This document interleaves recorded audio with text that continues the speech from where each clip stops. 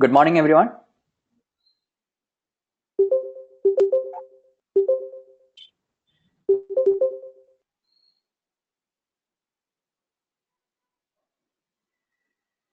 Good morning. Hello, Havi.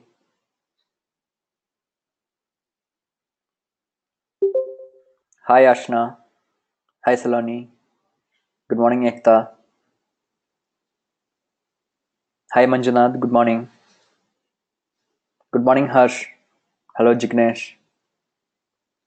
Good morning, Kareem. Good morning, Sharath. Hi, Sandesh. How are you doing?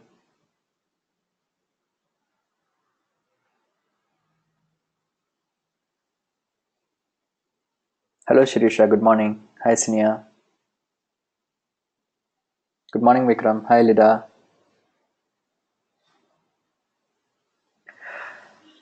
Hi, LG. So, have you guys, how are you doing? Completed the assignments? Everything? Caught up with the pending work? One assignment pending. Which one? Twitter one, Vikram?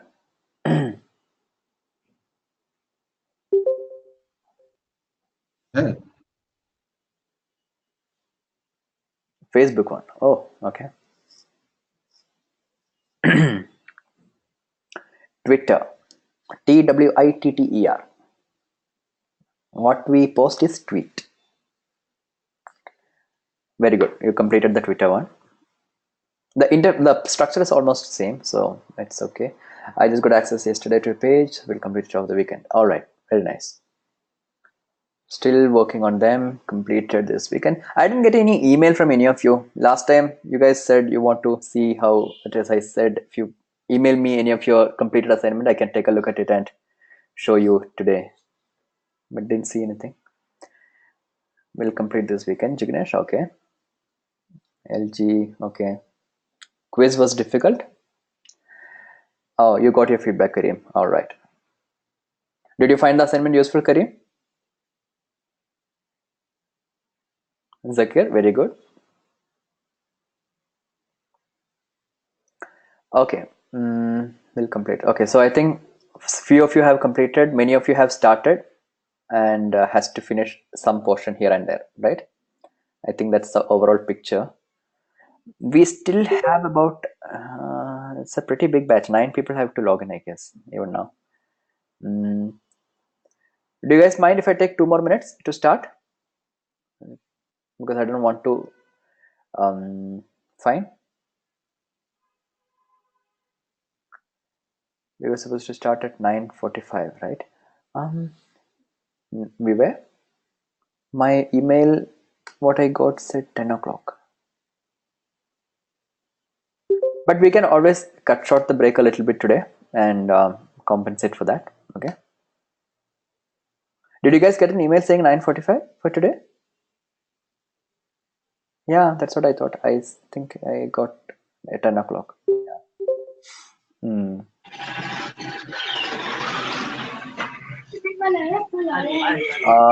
Somebody's microphone is on. Can you mute it? I don't know whose.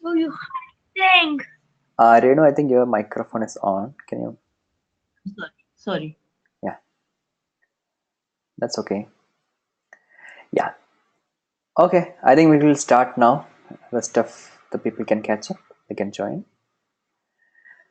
Right. So we ended the last session with Twitter campaigns, right? And we saw how to create a campaign, which was quite simple, almost similar to how you did the Facebook campaign. Today we'll be first covering a couple of case studies about how social media marketing, if you're not careful or mindful, can goof up. Okay, we'll be seeing a couple of them, and we'll also see how social media can be used for listening and monitoring. See, one of the other third goal that we looked at when we looked at Twitter is to listen and monitor, right? What your competitors are telling, what your clients are telling, for all these things. So we'll be looking at that and starting off with this, and then we'll go ahead and look at LinkedIn today, LinkedIn marketing, and in the second half we'll be looking at few other tools apart from LinkedIn ad platform, on how you can use those. These are third-party tools, not specific for Facebook, LinkedIn, or anything, which can be used to manage your multiple social media platforms. We will not be covering Instagram as a topic today, but we do have a presentation which I can share with you. And if time permits, we'll be going through it in short. But as of now, the fourth week actually covers. No, YouTube is not part of this module, Disha. YouTube is part of Google display module because it forms part of the. Yeah, I'll share the. There is a presentation on Insta and Pinterest also, which can be shared. But this fourth module is specifically for introducing you to multiple other third-party tools as well as LinkedIn ad platform. So if we can cover, if there are not many questions and if we have time, I will also take you through Insta or Pinterest, but otherwise that presentation can be shared with you. Once you understand these platforms, those are quite relatively simple. It doesn't take much. I think last week also we had a certain discussion, no? I think Kareem mentioned those things. If I share you the presentation, you can simply go through it and you will be able to understand better. Okay. Right. So coming to social media on Twitter. So this is some quote Warren Buffett said. All of you agree with this? Takes a long time to build. Reputation can be ruined instantaneously, right? So this is especially true in the age of social media because when brands and other established companies come online, if the person handling the Twitter handle or let's say Facebook account is not careful and posts something, it can lead to a lot of bad PR, right? There have been enough cases which we are all aware of in the case of many brands and personalities, which happens at many times. So why do customers take to social media in the first place? When you look at it from the point of view of a company or an organization, okay? Why do they do this? Mostly they would have exhausted all the other options. That is one major reason. They would have emailed you, they would have tried calling you up, maybe the phone wasn't responding, and finally they would have taken to Twitter or Facebook and tagged the company, right? Or otherwise they might be very much not, I wouldn't say tech savvy because mostly people use social media these days, but they may think that this is like a very direct access, very quick solution or very quick way of contacting, and so the quickness or lack of delay is something that is an inherent expectation of a person who might be contacting you as a company on social media. Anybody has any other opinion on this?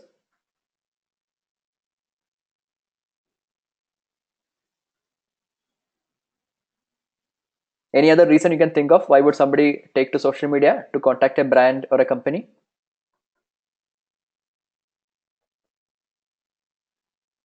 Yes? Early response? No contact support? Huh. So I think most of it is covered in this, right? Either they don't have time for other things or they urgently need a solution or they've just fed up of all the different other options they've already tried. So can reach more people. Okay, if they want to voice their issue and make more people know. Okay, Lena can't hear me.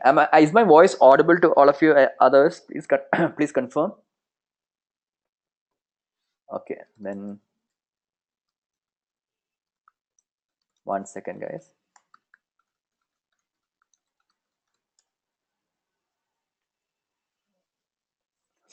Okay, so which is why when you, as a company, when you create your company accounts or brand accounts on social media, you also need to have a response management framework in mind. Okay, why is this important? Hello Tanvir, we just got started, you didn't miss much. So why is a response management framework important in the case of a company? Because of the same reason which we saw in the previous slide. People take to social media to contact you because something is time sensitive, right? Either they are impatient or there is an actual urgent issue which needs to be resolved ASAP, right? So the 4 A's of response management on social media are acknowledge, accept, apologize, and act. What does this mean? If backend is not sorted out, all efforts on front end goes wasted. Very true, Renu. So what does this mean, this framework? First of all, at least you should acknowledge that somebody has contacted you, right? What if I tweet to Uber saying that the cab driver abruptly cancelled my ride? I missed out on an important meeting and I didn't even get a response. That will be like a totally bad customer service, right? So first thing is some sort of an acknowledgement that, okay, we hear you, right? And then if you look at it from the point of view of the, what to say, the advertiser, or as a company, if you are the company and a client is contacting you, first you acknowledge and then accept. Not that if there is something actually wrong, okay, you accept it, but even otherwise there must have occurred something which may have led to a bad experience, or some which would have evoked some kind of a response from the user, right? Whether good or bad, to contact you. So accept that emotion or thing that has been evoked by your brand in that person. That's the second step. And third, if something has gone wrong from your end, apologize and then do something to rectify it. These are the 4 steps that is being proposed as a response management framework on social media. Anybody has any other inputs, anything else you can think of? It's not a hard and fast rule, but this looks kind of holistic. Anyone else who has a lot more experience? Do you think there's anything we can improve upon? I'll repeat, Ekta. We are talking of response management framework on social media. If your client reaches out to you on any of these social media channels, Twitter, Facebook, or something, with a complaint or a feedback, first you need to acknowledge it. Second, accept the situation. Then apologize if there is anything that went wrong from your side, and then act to rectify it. Okay. If there are controversial posts attributed to a brand, what would be the framework? Controversial posts. So when you say controversial posts, you mean some kind of allegations or stuff like that? Animal testing posts and beauty products. So most of these posts are based on some kind of study or anything. So again, the thing you can do is take an objective stance. Okay. In terms of, you can cite some studies, but you can accept their concern. The underlying emotion is concern for animal welfare, right? That can be accepted. There is nothing wrong in that. But you can apologize if you accept that something has gone wrong. If you feel there is enough empirical data to counter it, you can use that. Can you think of a very, very popular brand which has got into this problem recently? I'm not talking of beauty products, but something else.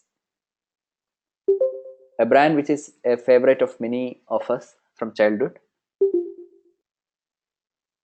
Samsung. Maggie. Yeah, Maggie is the right answer. We'll be looking at that also. You remember Maggie got banned and all these things happened? We'll be taking up that case study also in some time. Right. So we'll come to this LG. Okay. When we take up Maggie, we will see that. So what customers hate the most is not getting a response, right? You tweet something to them, you tag them, a company, they will get notified. They will understand that there is something that a customer is telling, but choosing not to respond will be very, very bad. So the key performance indicator, KPI, for a social media customer care is just one: quick turnaround time, right? Everything else can wait, but you need to respond ASAP, which means the framework to have a delightful customer experience on social media would be to have an intelligent team. Why would we say intelligent team?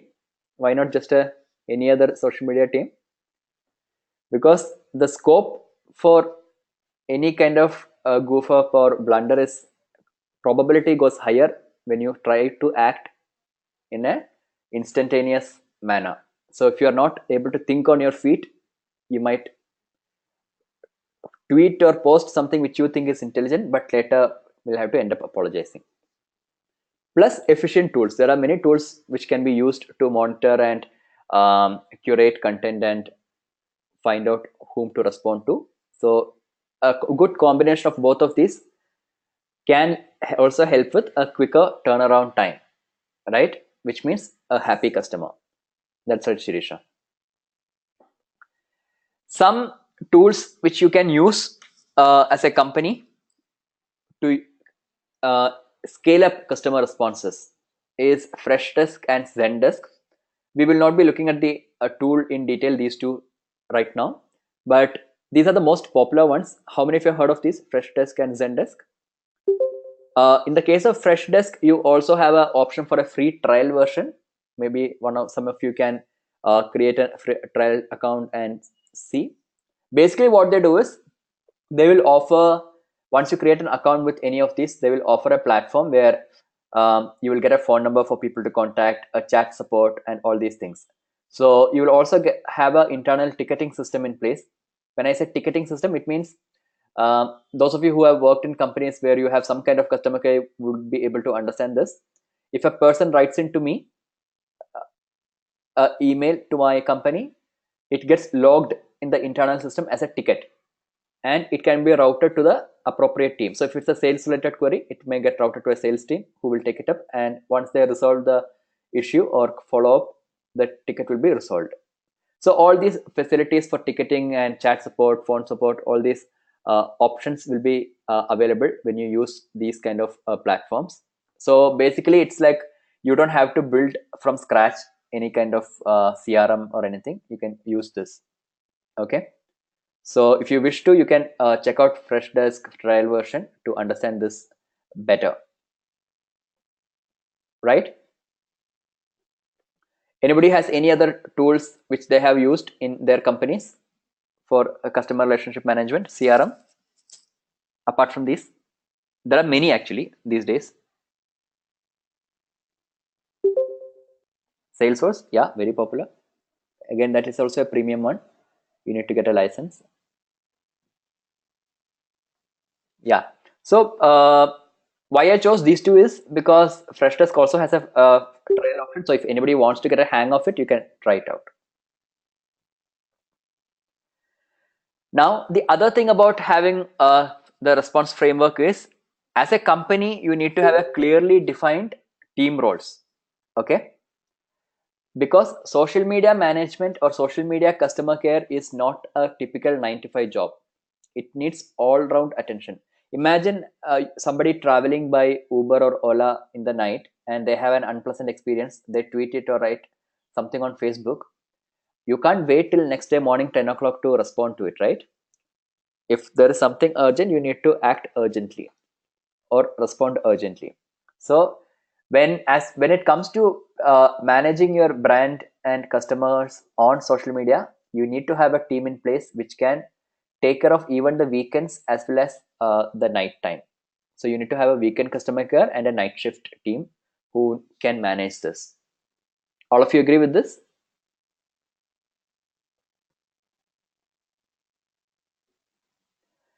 Now, case study of unsatisfied customers who has led to many problems.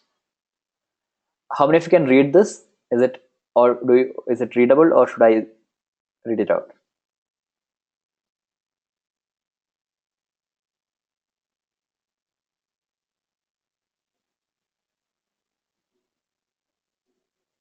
Is it readable, guys? The size? Okay, good. So basically, this is a email somebody sent to ICICI for a home loan. They had taken a home loan, this Mohan, and he wanted to pre-close it. Okay, so first he tried online chat. He didn't get. He said the chat guy said he didn't have the information. Then he emailed ICICI. Okay, and asking how to do the prepayment because he moved to Melbourne from India. Okay, so he wanted to prepay and close it. so that he can save on some interest basically. Then, so after the online chat, after the email, he tried calling the updated phone number on the ICICI website, which was a non toll free number, which means he had to pay for it. But the number said it is incorrect. Then he tried to call their callback facility. There's something called callback facility, but there was no callback.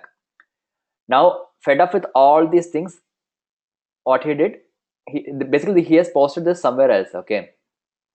And when he did this, send this message to ICICI, he got a response. So he did it in June. When did he post it? 20th of June, 2012. Okay. On 22nd of June, he got a response after all this saying that we are very sorry. We made a note of your account number. Our official will get back to you soon. ICICI Bank customer service team. Imagine. After doing all these things, he wrote this message to them. After 2 days, they said somebody will contact you. Okay. Now he tweeted it to, he has some 785 followers at that time. He tweeted saying, this is what happened with the image. What do you feel about this kind of a customer response? An absolutely unreachable situation, right? And it's actually, from the company's point of view, they are actually getting money from this, right? Of course, he can save some interest, but they are getting a lump sum prepayment closure, and they're missing out on that also. And on to top of it, bad PR. So all kind of communication channels had a breakdown here, if you look at it. Another one. This is a case of eBay, where this guy has returned saying he raised so eBay gives guarantee claims, right? If you don't like, you can refund and all. So he raised a guarantee saying that for the last 3 months, and he was supposed to get it closed by 14th of April, and he's posting this in July. Okay, till now I have not received the eBay coupon. I have contacted eBay customer care several times during chat. eBay person ends the chat saying claims will be resolved soon, right? So he was supposed to get his guarantee coupons for the refund by April. April has passed, May has passed, June. In July he is writing this. So he's been waiting for 4 months. So these kind of things can go on social media and get viral publicity, affecting the brand value. Another case of eBay, somebody said he paid for an item for eBay on 11th of June. Last date for shipping was 20th of June, but haven't received it till date. She's posting this on 3rd of July. And they mentioned the item will be delivered on 27th of June. Now, what's happening? Multiple complaints over calls and emails, and seller has shipped it through normal post and levied a heavy shipping cost. All of this thing has happened, but even after paying for all of that, she hasn't received the whatever she has ordered. And July 3rd, after the customer care said we have notified about the posted complaint, she, after a week or so, she posts again July 8th, no action taken yet. Okay.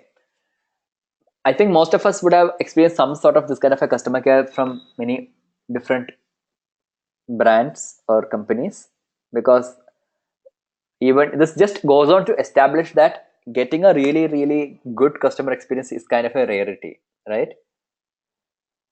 It's typical of Indian banks, fairly common. Okay.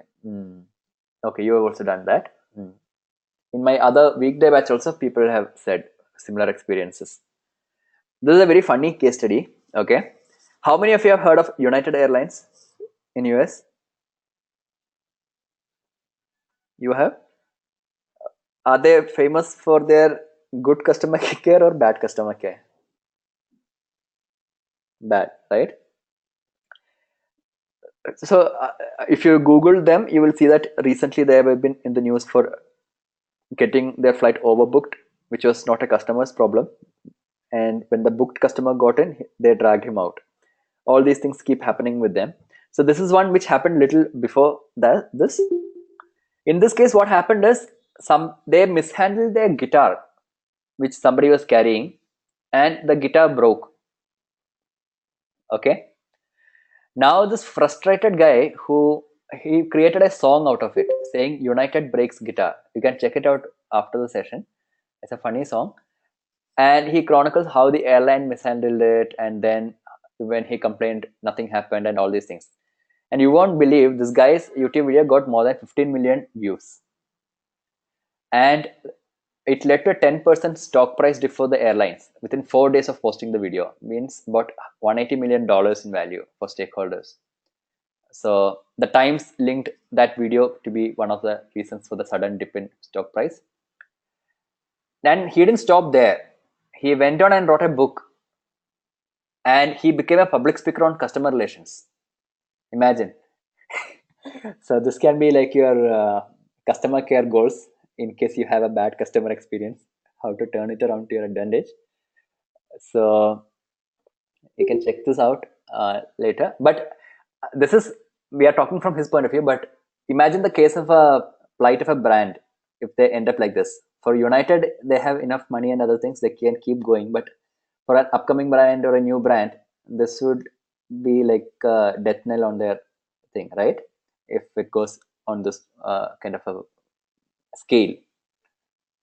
So you have seen this one before, Rachna? Okay, nice. Anyone else who has seen this United Breaks Guitar song? No? Okay, check it out later, okay? So now to some happier case studies of Ola cabs.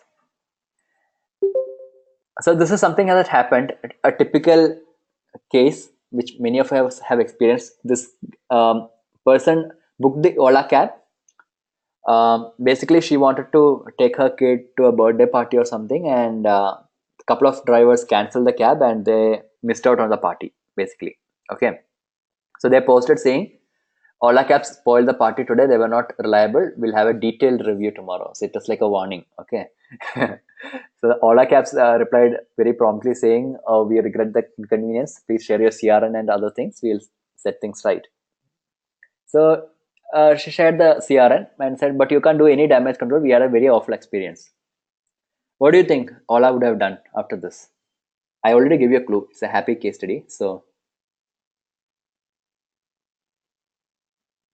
what would you do if you were the Ola care customer care here as a marketer? Imagine this is your brand. Should I have arranged a party? Oh, that's so gracious of you, Tanvir. Sharing a ride, free ride. Okay, that's a good thing. Free car or free ride, Rajna? You'll give a free car. Refund and apology. Good. Promo code. That's also a good option. Free ride. Free rides. Okay. Apart from free ride, if it was a free ride, do you think I will take up this case study? Another hint. So what else? If you can think out of the box. I'm not saying free ride is not part of it, but something more. Make them a premium member. That's a good idea. Sack the driver. Okay. Lifetime free ride. Yeah, I would have loved that. Arranging a party. Zakir is slightly closer. So what happened is they wrote a letter to that kid saying, hi kiddo, mama told you couldn't get to your best friend's party because of a delay from our side. So they sent him a cake. Okay. And also gave some credit to the mom's account, Ola account, for a take when he takes up the next ride. Okay. Yeah. So is it nevertheless enjoy the cake? Ask mama to take you on a ride next time. We've added some credit to her account. Do you think you will like this response? Yeah, Vikram got this right. Free cake. I think by the time I started reading. Yeah. This will kind of make up for whatever happened, right? You wouldn't really expect for a brand to do this for you or a kid. So yeah, so I think they got the CRN number, so they have the address of the person, right? So they did this letter or email. I don't know which one it is. It's the image is in the scan copy. Yeah, to his mom, obviously.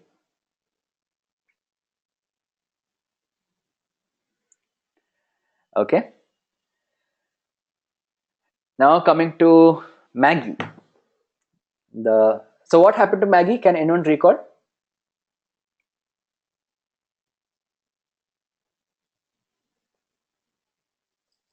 Lead. It was not exactly lead. Uh, it was, yeah, MSG, not the other MSG, Ram Rahim MSG. This is monosodium glutamate, something like that. Yeah, it's a chemical which some studies found to be in Maggie, which led to a huge uproar, right? It got banned and all these things. And Maggie didn't really do a great job initially. If you notice, people were quite angry with them. They were attacking the brand on social media, and they wanted to hear Maggie's side of the story, what's happening. But Maggie continued their normal promo campaigns, the typical ads which they've always posted, which further was perceived as a very insensitive response to the controversy. Did they change the CEO? I'm not sure. Other people increased their promotion. Yeah, even Patanjali came up with the noodles, no, at that time. So right. So initially the response was not great. Okay. But this is why we are having this case study is we saw how brands can goof up with the social media promotion. We saw how they can do it well. This is about how you can turn it around, even if you make a mistake initially. So this is how people were posting on Facebook or means sorry on Twitter. They were tagging Nestle and saying, "We hope you come clean on this. Have some." But Maggie kept giving very typical canned response template answers. They said, "We don't add MSG to Maggie. Some ingredients may naturally contain glutamate, can be mistaken for." But then people kept asking, "But do you think it will have any harmful effect on health?"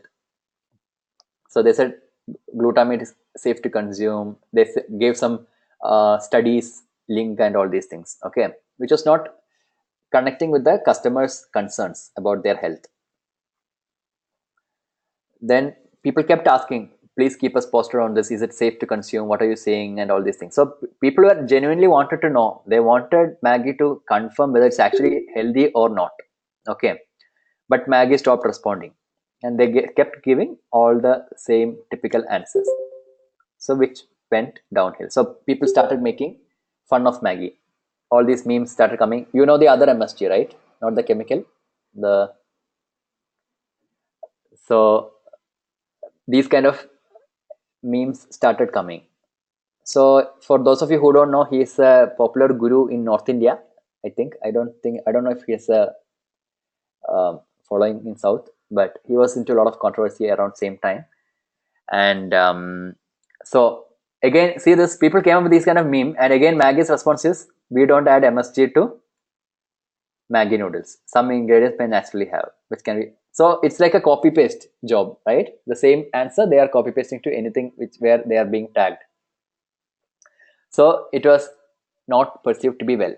Now Maggie had a turnaround in their promo campaign. They started something called "We Miss You Too" campaign. How many of you have watched this campaign? Any videos in this series? There were a series of videos which are very well made. Zakir has LG, yeah. Oh, Shirish, you were part of it. Very nice. So this was a really good campaign, and this kind of turn around the sentiments for Maggie at that point. And what happened is, okay, I'll come back to that.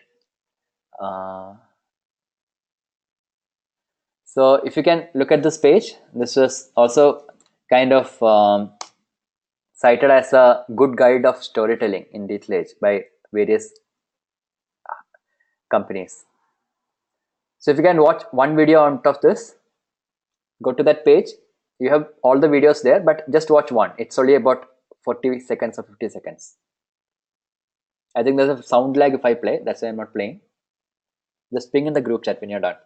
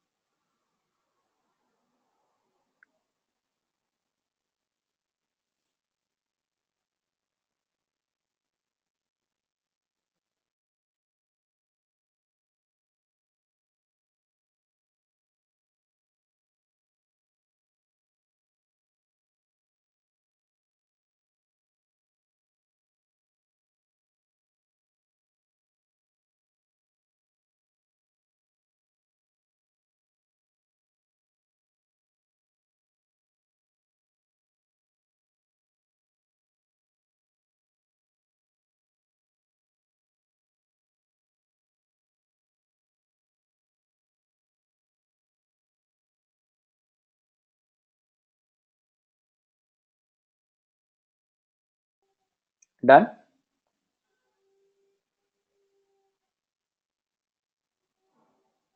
Okay. Yeah, it's like a study which they've written on that campaign, but I was just showing it for you to watch one of those videos to showcase how the campaign kind of struck a chord with people. Do you find the campaign good? It's not citing any research article or anything, but just it is identifying with the emotion that the customers have been expressing. Okay, correct. Emotional connect. Right. Um, so basically, this is something you could learn from. Even if you make some kind of mistake, you're not mindful of the scale of a bad PR or some concern by the customers in the initial stages. You can always turn it around by an intelligent uh, campaign, which can connect to the clients. Okay.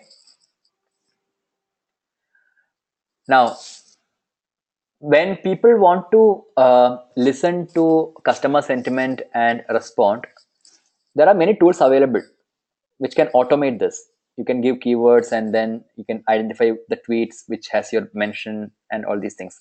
But too much of automation can also cause a lot of damage. For example, this guy on Twitter is having a large following, quite witty and sarcastic. So he tweeted something to Vodafone Twitter handle saying, "I want to marry Vodafone in Honor's daughter by EOD." End of day. Now Vodafone, I think, had an automated response which says, "Please DM direct message us your contact number. Also brief us your concern, and we will surely help you out."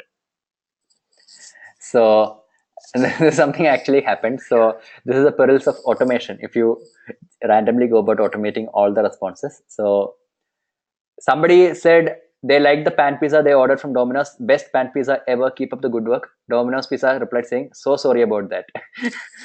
Please share some additional information with us and our mention the reference so we can get this addressed."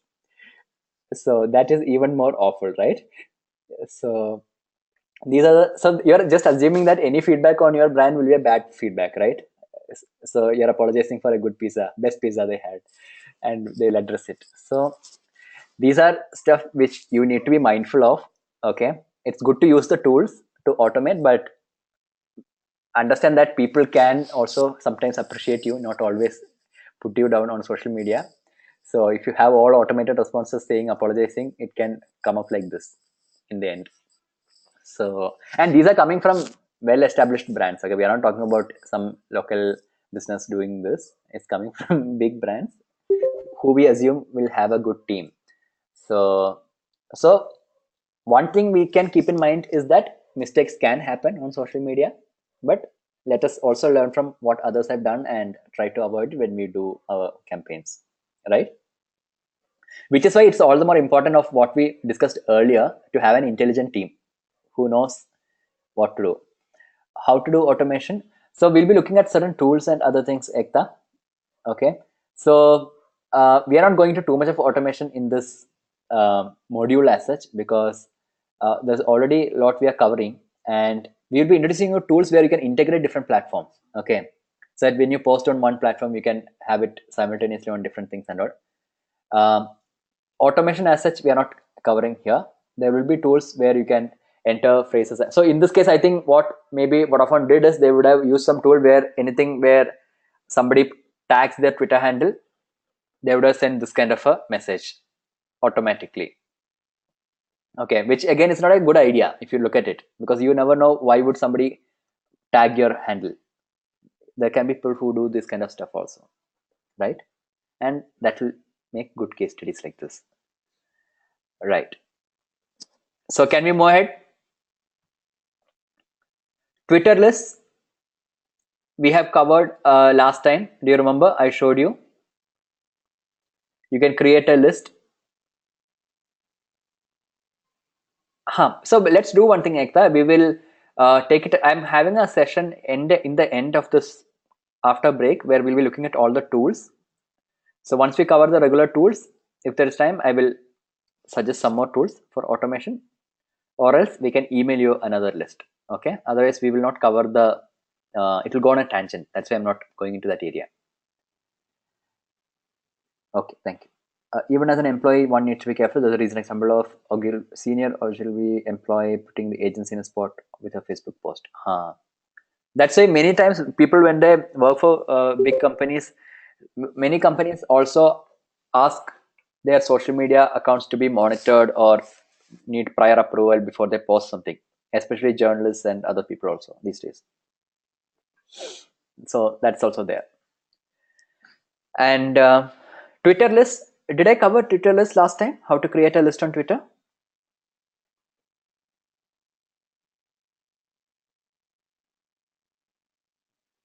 No, we have not. Okay, so let me.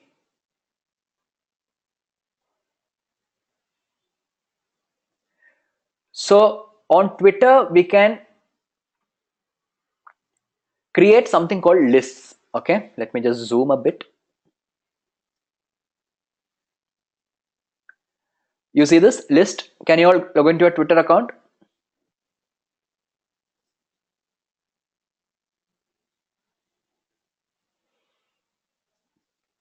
If you click on list, you will see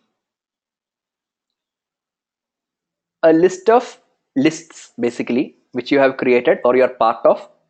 Okay, and if you move to the right, sorry, on the left, you can also see something called create a new list. Can you all see this, everyone?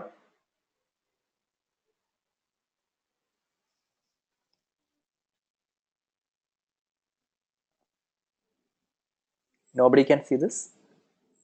Yes. Okay. So what it does is, a Twitter list helps you curate and see tweets from a group of people who are part of that list. So my Twitter account might be having, how many people am I following? I'm following 177 people. Now, some of them may be journalists, some of them may be marketers, some of them may be yoga people, right? My Twitter feed can look uh, a lot cluttered, right? Depending upon who is tweeting at what time. Now, if I want to see tweets from only, let's say, people who are in digital marketing, I can create a list for digital marketing, add the profiles there. If I want to see tweets by Twitter handles which are doing tweets on feminism and gender studies, I can put it there. Or if I wanted to see tweets from just journalists, I can go here. Or people who are my friends, if I want to see tweets of only my friends on Twitter, I can create a list for them. So how do I do this? I can click on create a new list, enter a name. So let's say I want to, what should I put here? Any suggestions? Okay, let me put,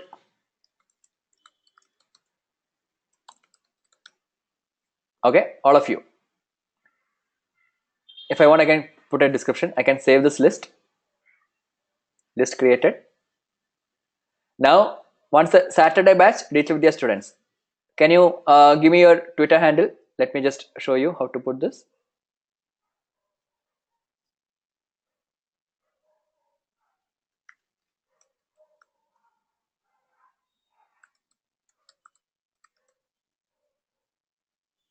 I search. So I got his profile, Zakir's profile. You see, next to following, I have 3 dots here, which if I hover the mouse, it will say more user actions, right? If I click on this, it will give me an option of tweeting to him or adding and removing from the list. If I say add and I click on Saturday batch, it's done. That's all. Now if I go back, members showing as 1. All his tweets are here, right? Now if I want to, let's say, add more people, okay, I can say edit, sorry, not here. I can go to list members. No, sorry. So, okay, there are two things here. I can add members to this list, and since it's a public list, people can subscribe to this list. So can somebody go to my profile and click on my list and become a subscriber? Any of you? For others, for example, if I want to, let's say, add more members to this list. Okay, so Renu, okay, Vikram S, this one.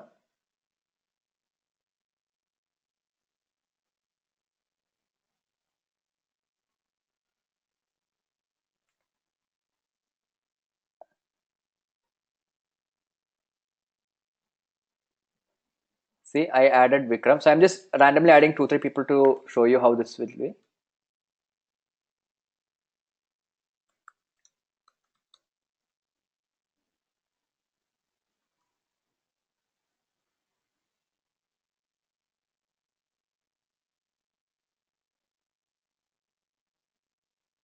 Okay, now I have 3 people, I think.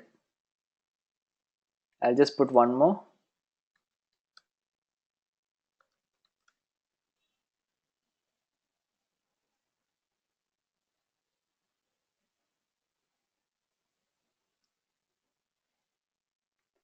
Okay, so now having done this, when I go to my profile, when I go to that list,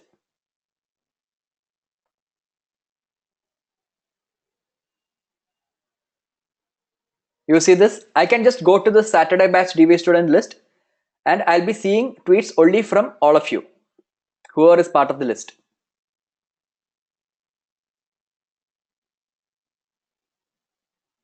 Right? How does this help?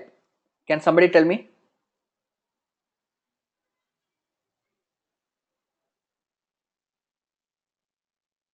Okay, somebody I think have subscribed also now. So if I look at subscriber, Shirisha, Renu. So you understood this? When you create a public list, you can add members to it so that you can cut out the clutter. You will see just tweets from that particular group there. And if you are having a very good list, people who are having similar interests can subscribe to that list so that they can also, they don't have to keep adding members like this, how I did, right? How to subscribe? So Ekta, you go to my profile here, click on list, you will see my public list. Okay, so the one where you see this lock, that is a private list, only I can see. The ones which don't have that, they are public lists. So if you like a list, you can subscribe to it. Got it? Where did you go to create a list? Once I click on list here, if you scroll down, you will see an option to create a list. Okay. Yeah, so if you subscribe to it, I should be able to see it here. Lida, you also subscribe? Now I can see 4 subscribers. No? It's acting funny, I think. When I go back, it's showing 2. Anyways, so you got the hang of it, right? Everybody understood how to create a list? If I go to notifications, yeah. Okay. Can only you add me as a member? Yes. Because why would I add someone as a member?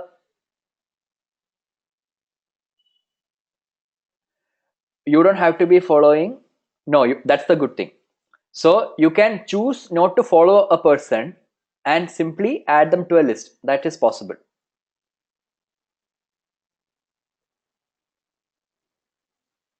Is that clear? Everyone?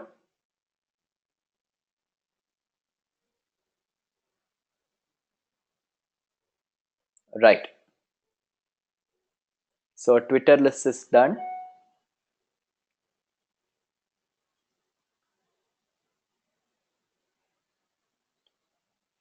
So list are an organization Kareem don't see the list option.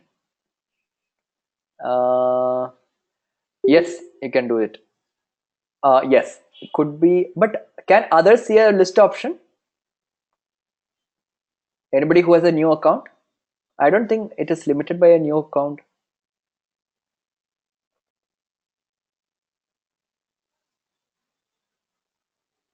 You can see. Kareem, do you want me to share the screen with me?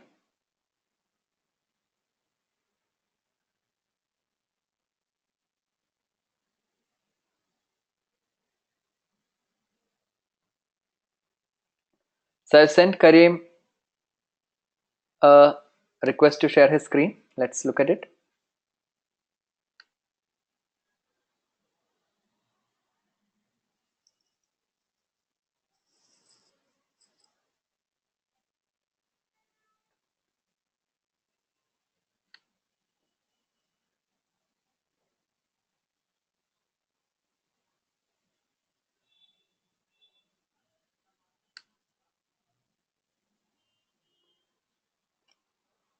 So can you click on your name, Kareem?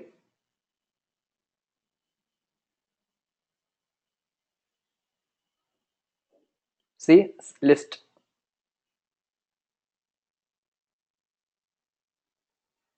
All right.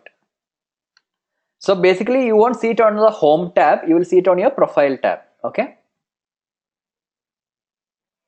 no issues. So lists are an organization of users into a group, and you can see the tweets from all users in the list. This will help you cut through the noise on Twitter. No create list option. Create list option will be there when you click on the list. That page will have, if you scroll down on the left or right side. Sometimes I see it on the right, sometimes I see it on the left. Yeah. Did you see it, Renu? Okay. Okay. So what can this be used for? One, it can be used for monitoring your competitors, as somebody mentioned. But make sure when you do that, better if you keep it as a private list. So if you want to monitor what kinds of tweets or what's their strategy of tweeting and all these things, you can create a private list. You can call it like similar to stalking, if you say. That is something which my previous batch told me when I mentioned this.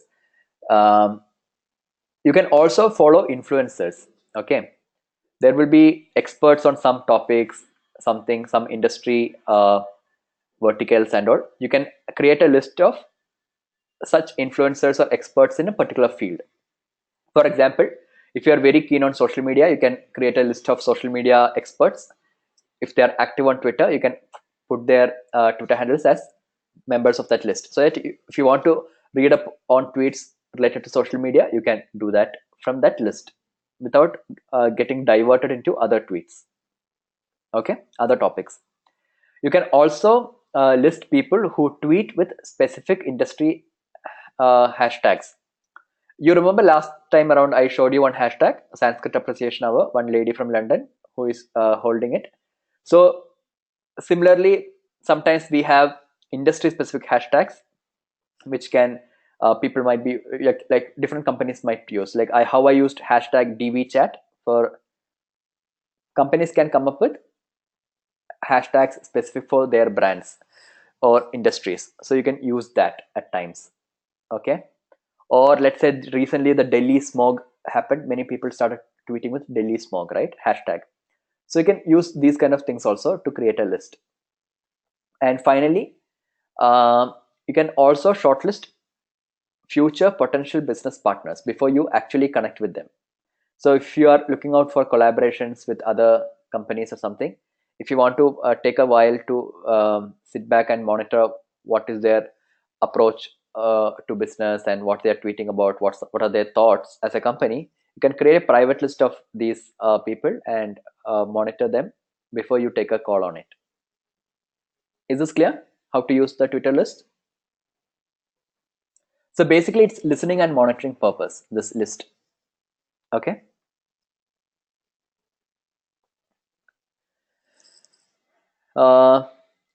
You can also, now it's activity time. Take a pen and paper or notepad in your laptop. Create a list of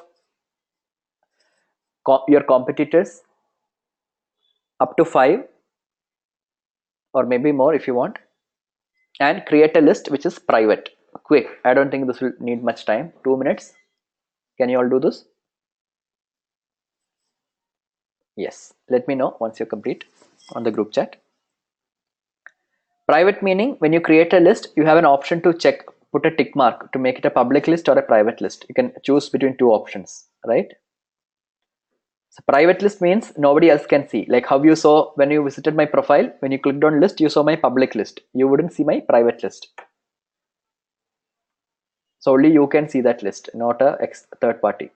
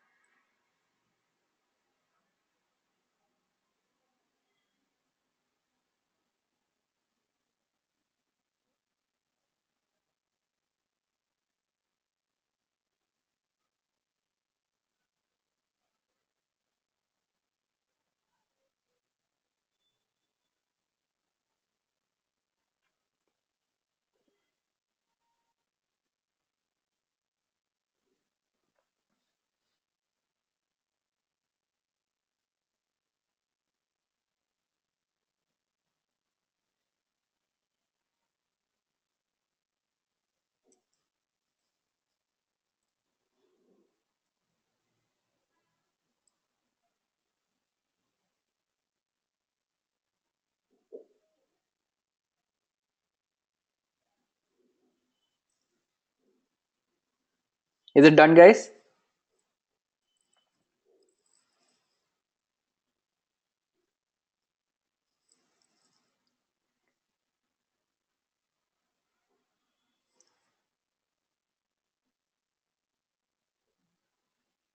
Okay, great.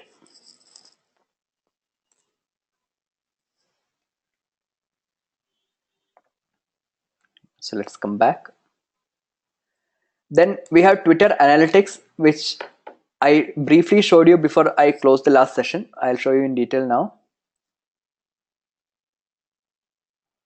Renu, when you create the list, you have that option. So when you go to a list,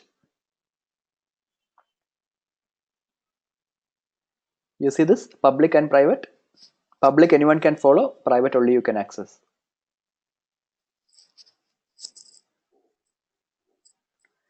If you don't want a person's post to appear in the main feed, you can unfollow him or her and put it only on the list.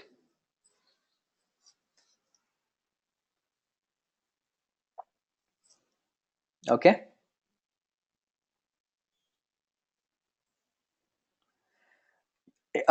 You created a list, Ekta, right? Now you go to anyone's profile, any Twitter handle, you will see, what do you say? So if you go to any Twitter handle, you will see a follow button and a more user action button. Go to more user action, add or remove from the list.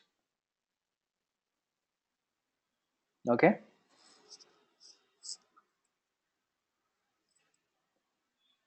All right. So now coming to Twitter analytics. Twitter analytics is something you can access once you start advertising. If you go to ads.twitter.com, you see this. There is an analytics tab. Yes, Renu, you can change the list from public to private anytime. You just have to edit it. Ekta, how will it be added in the list? I think I answered that, right? You go to a person's profile, click on the three dots next to following or follow, add or remove to the list, just put a check mark next to that list you want. They will be added. That's all.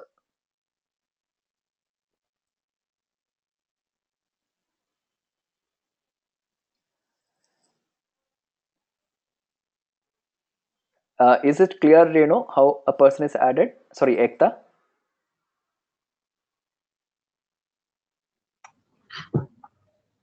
Hello, hi. Hi. It is clear how the person is added to your account, Hmm. but how we will add specific to the list. So, So, for example, if I'm adding maybe a Twitter handle, it will add it to my account, not to the list, you mean, right? so can you do one thing? Can you go to my profile, Twitter handle? Yeah. Now, what do you see on the right side? You see a follow button, right? Yes. If you click on follow button, you will start following my tweets, and my tweets will start Yes. coming on your feed, Twitter feed. Okay. Yeah. Now, Yeah. if you want me to be only part of some list you're creating, next to that follow Mm-hmm. button, you see three dots. Yeah. I have clicked Now, on that. second option in that is add or remove from a list. Yes. But if I'm having multiple lists, So click on it. yes, I have clicked on it. It will show you what list you have right now, right? Okay, got it. If you Okay. have multiple lists, you will see all the list. You can just put a check mark next to the list where you want me to be a part of. Okay, great. Thank you. Thank you very much. I Yeah. got it. Renu, how did I come to the screen? Ads.twitter.com. Either you can write it in the browser or in the Twitter home screen. If you scroll down, after the trending topics and all, you will see advertise with Twitter.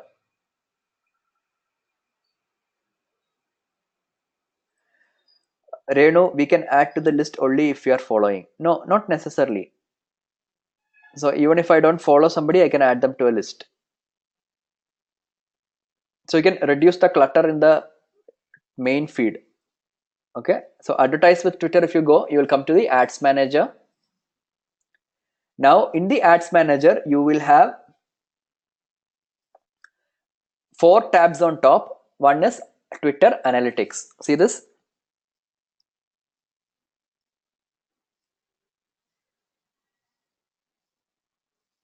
The Yusuf is also right. So if I go to account home in Twitter analytics, when I click here, Ashna, it is only showing analytics as an option, not the other 3. Have you created a campaign or anything, Ashna?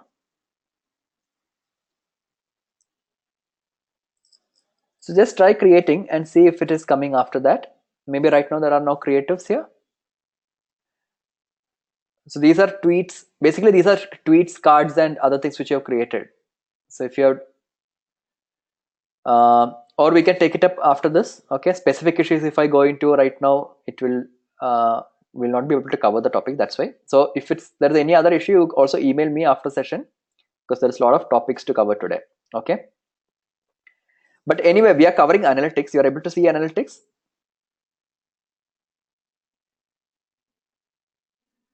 Okay, so click on account home in analytics. How to go to ad page from your Twitter page? I didn't understand the question, Vikram. Which ad page? The ad manager page? Okay, guys, I am repeating third time. I will not repeat after this. Please pay attention, all of you, because we can't keep going back and forth. On home tab, if you scroll down, after the trend, you will see advertise with Twitter. Has everyone seen this? Please confirm. Then I will proceed.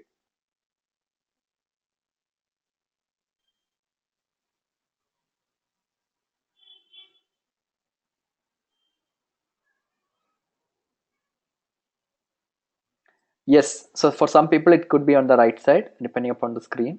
But have you all seen this? Click on it.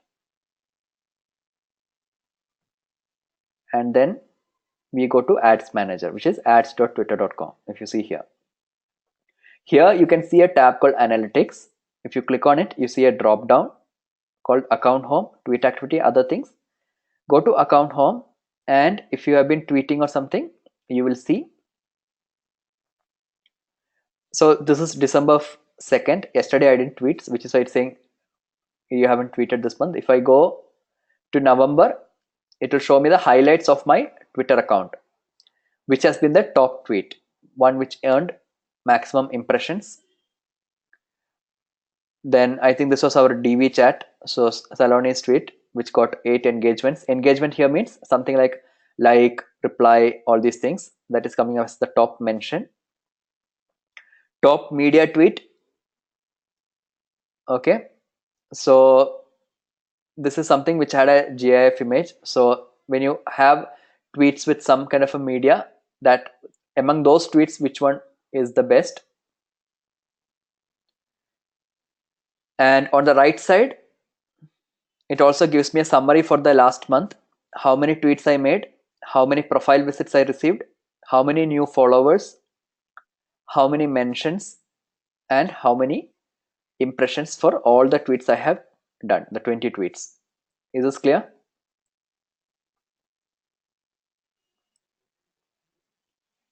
So this is analytics of Twitter. You can also specifically look at each tweet. If I look at tweet activity,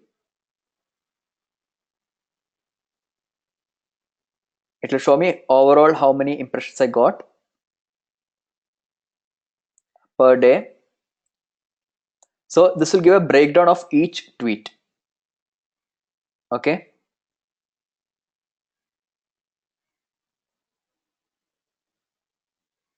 Basically, you will have 3 things: impressions, which is how many times a person or how many times different users saw your tweet on Twitter. Engagement, whenever somebody interacted with it in the form of a reply, retweet, like, or follow. And this is the engagement rate, number of engagement by number of impression. Your ad, Vikram, if it's a new account, it takes some time before you can use it. You also have, so that is normal, expected.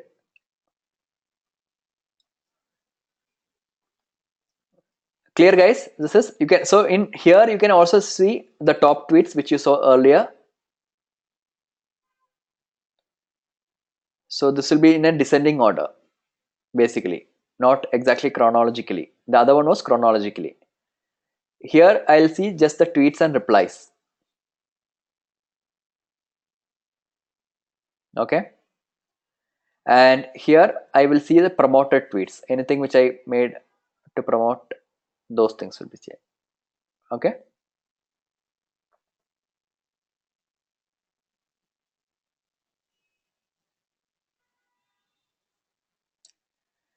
Clear?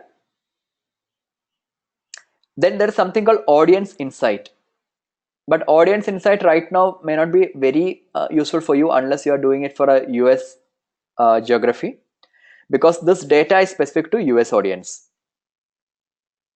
So this is based on the kind of response or views I have got for my tweets. It is giving 70% of the audience, they like comedy or they have interest in comedy, music, pop, all these things. Income categories of people or the age categories of people who have seen my tweets, education level, net worth, house ownership, rentals, occupation. Okay. So, but these things, again, these are from Twitter partners in the US only. So not from India. And it's only an estimate. You can see this Ekta in analytics if you go to audience insight.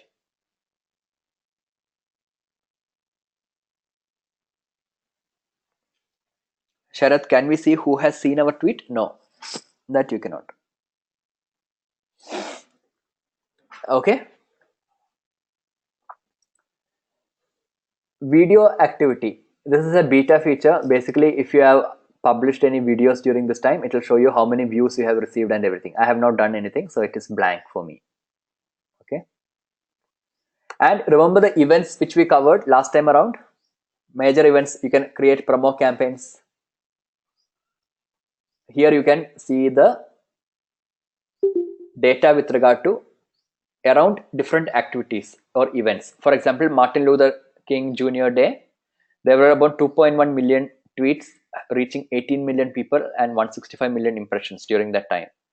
So people in the US talk about this event 5.9 times more than anywhere else. So these are hints for you to understand where to target if you want. Or Boxing Day, males talk about this 1.9 times more than females. So these are all hints the analytics tool is giving you on how to refine your targeting when you create a campaign around this event, the World Economic Forum annual meeting. If I want, I can see more details. So it will give me segregation like this. So I know if I'm doing this, maybe I can target more men, or I can target people in 18 to 34 category. That's the maximum here, right? So this analytics dashboard will give me these kind of data.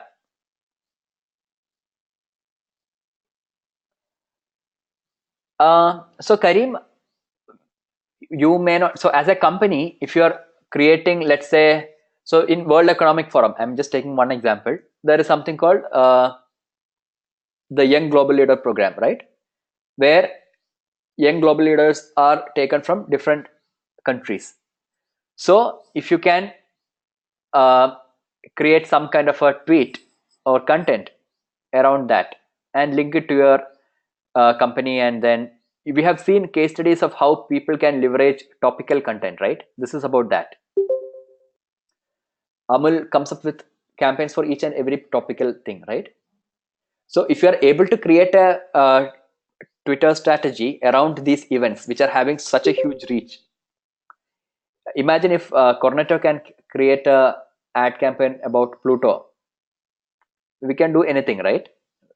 So you just have to be creative to come up with some kind of a connect you can make. It could just be wishing somebody who is making it to the Global Leadership Forum, something like that. Okay. So, but then when you do that, these data can be helpful for you to target people. Or if your company has a presence in those countries and you want to reach out to them during these times, this is a good way of doing it. As a brand, how do I find out the right influencers for my brand? Those will differ from industry to industry, no, LG? For example, if you are an internet company or somebody in the digital space, and Eric Smith would be a huge influencer, right? Or if you are into movies and other things, then a very popular movie reviewer might be a very good influencer for you to retweet or like something that you do, right? If you're a restaurant in Mumbai and want to target food bloggers who are popular, yeah. So you'll have to, so if you're a restaurant in Mumbai, obviously in that industry, you should be aware of who is the major food bloggers, right? So that is some kind of a business intelligence that each of us has to develop on our own, right? But I'm sure there could be some tool or the other which will help you get influencers. There is some, actually there is this website called, I'll just share with you, influencer.in. How many of you have seen that?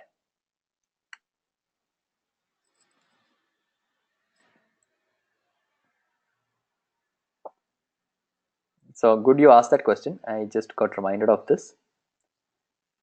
This is one website where you can reach out to influencers in different categories. You can launch a campaign, finalize influencers and get coverage from the influencers. So you pay them basically. You have different categories of influencers: e-commerce, fashion, food, investment, lifestyle, technology, travel, all these things. And they are also in requirement for such influencers. So if you think you are having good following on any of these and you want to become an influencer, you can apply. Okay. Does that answer your question, LG?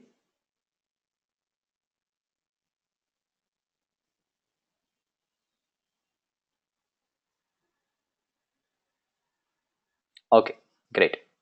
So that is about Twitter analytics. Any more doubts about this?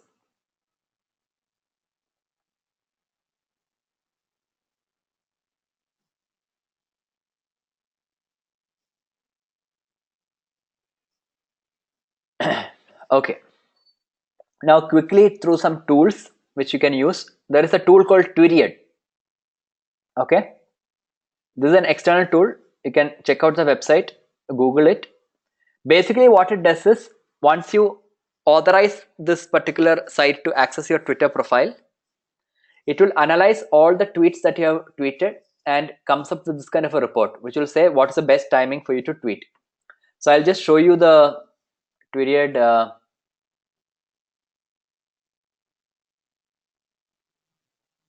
report I got. This is what I got when I did last week. I don't know if you can see this. It's a very simple thing. Just enter your email ID, Twitter profile, and say create a Tweetyed. So when it is free, you can do it only once a month. If you are having a premium one, you can do it more often. Okay. So based on my analysis of my tweets, which was generated on November 28, it will refer to the last 1,000 of the followers and generate a time zone. So it says on weekends, this is the reach I get if I post on different times. So around 10 to 11 is like a good time in the morning, or evening 4. So weekends 2 p.m. and 3 p.m., 4 p.m. and 5 p.m. give you windows. Sundays, Mondays, weekdays.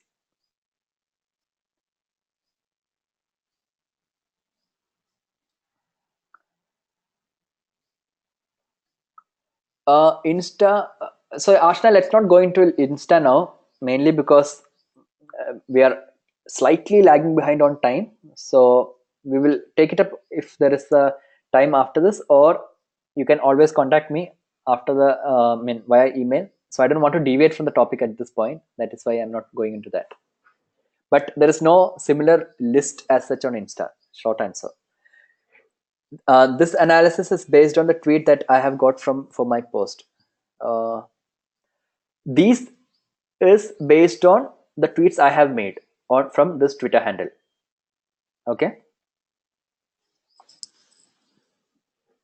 So most followers are online between these times on different days. Most exposure on which day. So based on this, I can schedule my tweets.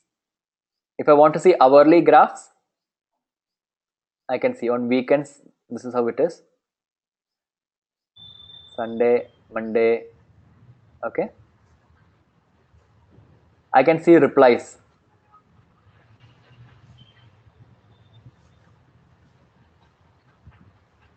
I think somebody's microphone. Yeah.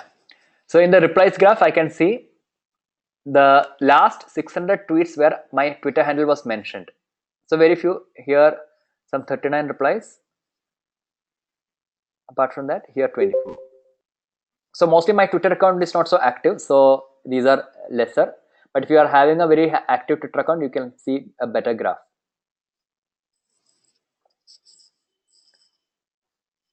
Is this clear, guys? How to use Tweetyed?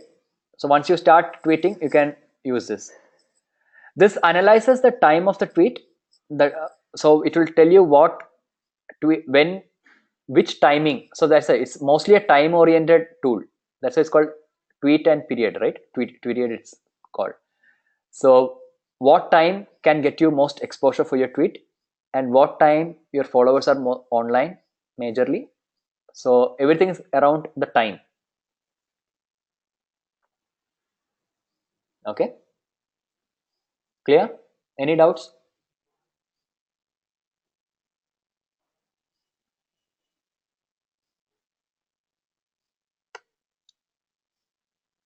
Then we have another tool called Hashtagify. Hashtagify. Can I request one of you to collate this list on a notepad as I mentioned this, because we'll be looking at many tools today, and put it out in one go at the end of the session for everyone's convenience. One volunteer. First we looked at Tweetyed, now we are looking at Hashtagify. Okay, thank you, Shirisha. This is the second one. Yeah, Hashtagify. Okay, Hashtagify basically it lets you understand what are the popular social media tags. Okay, so tell me about some topic that you want to search. So basically, if you start tweeting on something and you want to get more exposure, you want to use appropriate hashtag. This helps you identify what kind of hashtag you can use. So let's say you want to know about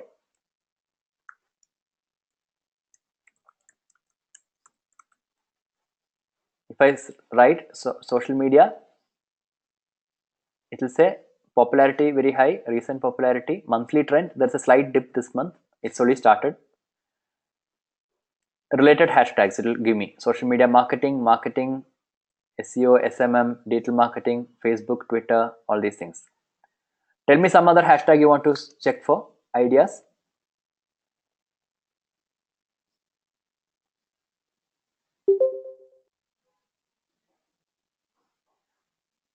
Anyone? Beauty. Okay, let me see.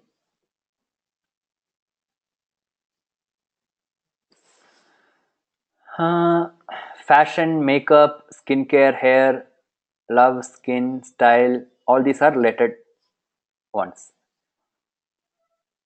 So the other question about your influencers, here also you will get a little bit of idea about who are the top influencers who are tweeting on that. So you can see.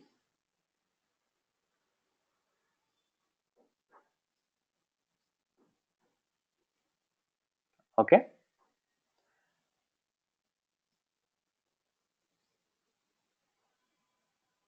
Which language people are tweeting, spelling variants used. Mostly people are using with small letters, not caps. Which countries? Mostly from US, Brazil,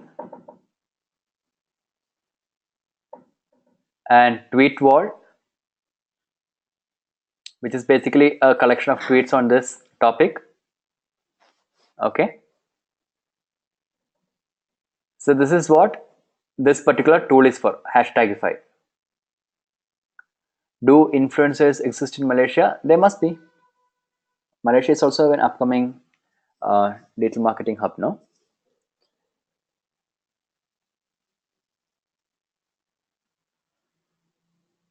You can, what you could do is, I know you're from Malaysia, right, Sinia? So that question is relevant. The other website, I just got reminded when that question was asked. But yes, if you are you working in some agency or anywhere? Where are you working, Sinia?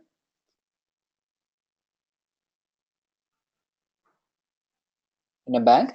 So typically, ad agencies, digital marketing agencies would have influencers. They will have a touch with influencers who will be able to leverage. So typically, when you give a social media contract to an agency, they will have a pool of influencers who they will be in touch with.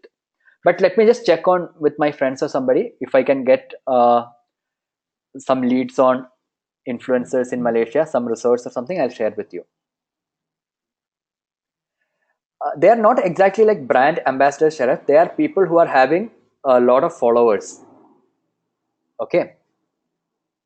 So you can drop me an email, Sinia, so that I don't forget it, and then I'll respond to you.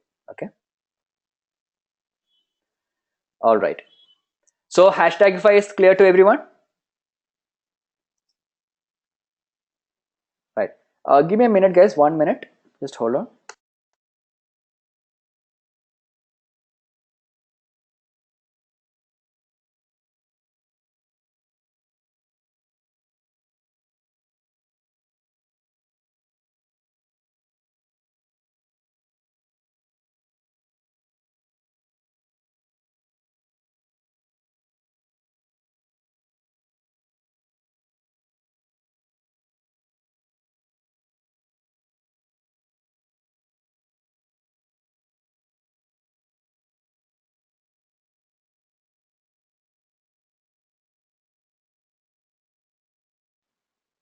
All right. Sorry about that.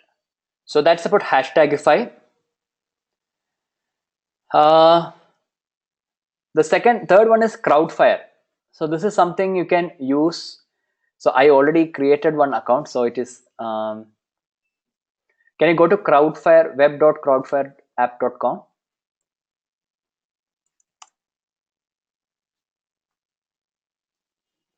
So basically this is like a tool which it will ask you first, what's your Twitter account, do you have a website, if you don't have a website, do you have a blog or some other link, and it will ask you to select certain topics, what are the things on which you want tweets on. So I selected yoga and wellness. So it will keep asking like this, let's add some keywords, hashtags which are relevant to your account. If I do all this,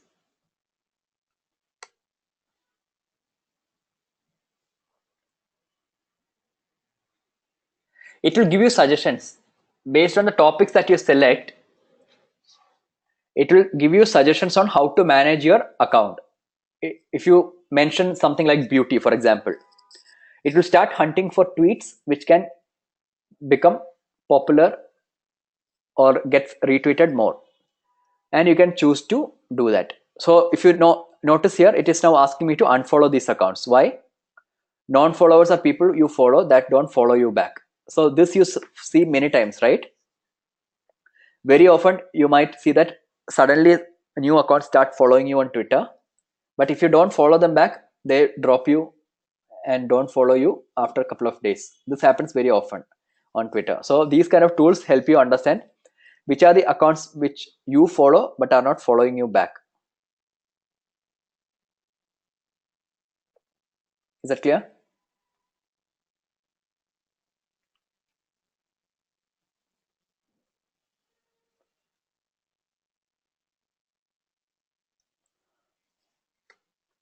Then follow your fans. So basically it is kind of telling you what things to do and not to do. Why do you want to follow your fans? Fans are accounts that follow you but you don't follow back, which means they are interested in what you do. Reciprocating with a follow back would help you engage with them and build a loyal audience. Okay, so the tool helps you analyze all these things, which accounts you are following, which you are not following. Then it will say some of the accounts you're following are inactive, so unfollow. Why? Any account which has not posted over a month, they are inactive accounts. So if you continue following them, it will skew your followers. Okay, so what do you mean by skewing your followers? The following ratio keeps you from following more active users. So basically your suggestions and all, it can come up with people who are not so active followers. Okay,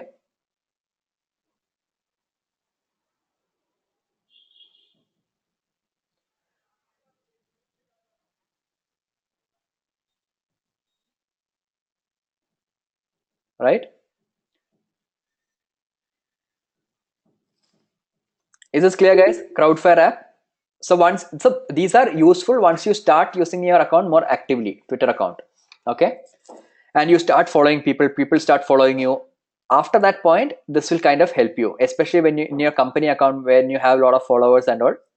Then this helps you kind of keep the thing very trim and good.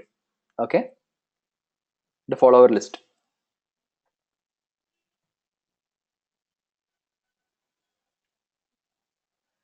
Is this clear?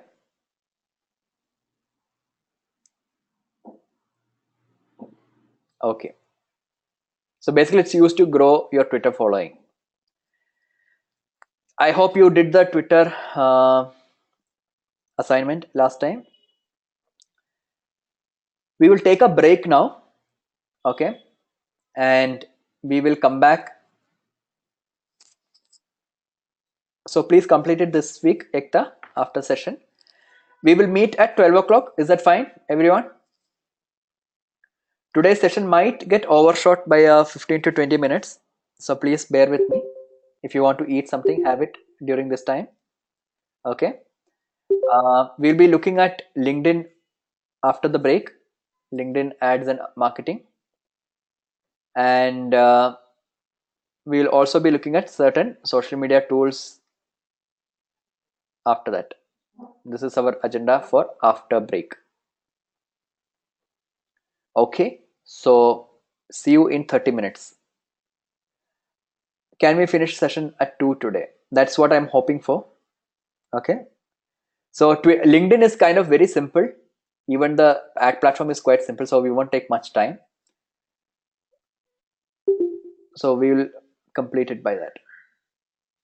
You said 130. 130 looks little challenging to me at this point, but last few bits, if you miss out on the tools or anything, you can follow up on the recording. Ekta. Okay, guys, break time. 30 minutes. We'll be back. 12 p.m. IST.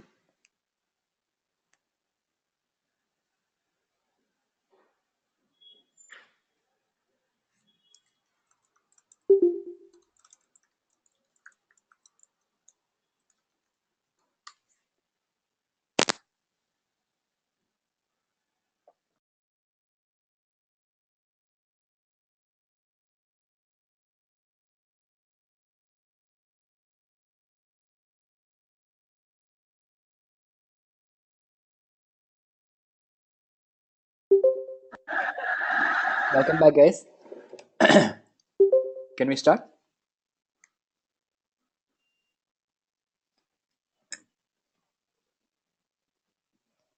Okay.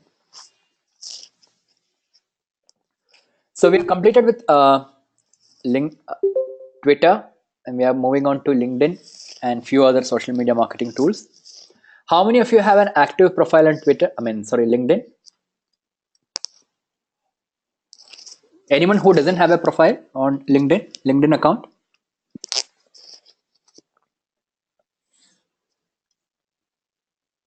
Lida, you don't have one. Okay. Anyone else? Shirisha, you have? Okay. Great. So Lida, try to create an account just to understand the interface also. And can all of us log into LinkedIn? Lida, can you create? It's simple. Just use your email ID on linkedin.com.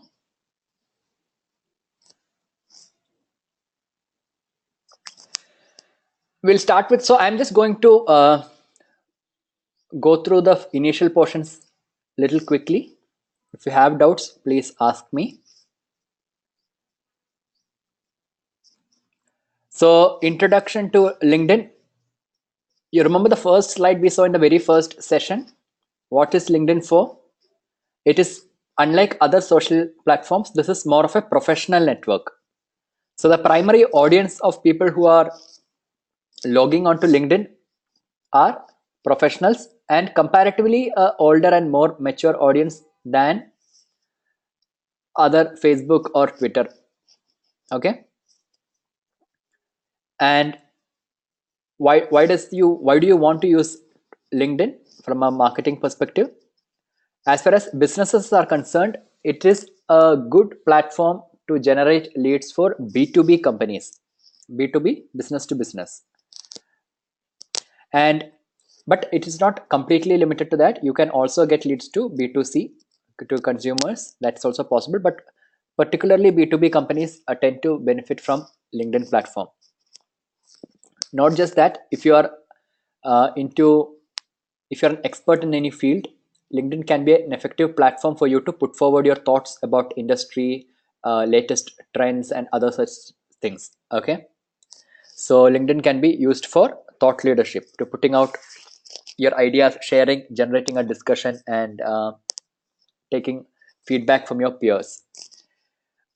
HRs also use LinkedIn quite often. They use it for posting vacancies about new openings in their companies, and job seekers also use LinkedIn a lot, especially during job change times. How many of you have used LinkedIn for seeking out new job opportunities? Rachna, you have? Okay. You haven't got any, you have tried? Okay. Tanvir, you have posted jobs. Okay, good. So we have both sides. Ekta, you have? Anybody who has successfully landed a job after applying via LinkedIn, getting a lead through LinkedIn in this group?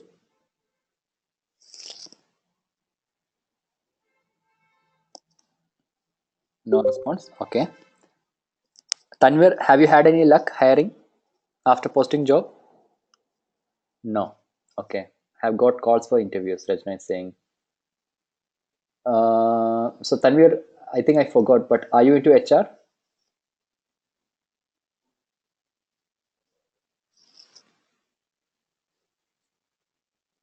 Irrelevant candidates? Okay. Okay, you run an agency. Okay, sorry, I forgot. Right. It's no longer a great network. I'm reminded of a post a friend of mine wrote regarding how LinkedIn changed. Okay, I'll discuss it later. But again, this is a professional network. Okay, so what do people come here for? Right now, it is people usually log into LinkedIn to connect with other professionals. Okay, true. What is the first thing you do after you create an account? It will give you suggestions of your friends or other colleagues who are working in the company. You try to connect to them, or you try to connect to any other professionals in the same sphere, right? Secondly, you use it for looking out for jobs, vacancies. You can follow companies and other HRs to look out for any good opportunities. And as I told you, because people who are experts in the industry tend to share their thoughts on LinkedIn, it's also a good platform to be updated with latest industry trends and articles and thought leadership. Okay, so you can follow groups and other things like in Facebook. Not just that, very often, so this is what studies indicate, networking on LinkedIn has around half the time or slightly less than half the time led to offline meetings between two people. Anyone in this group who has had that kind of an experience? Somebody you connected on LinkedIn first, you met them professionally elsewhere during any meetups or some such networking events?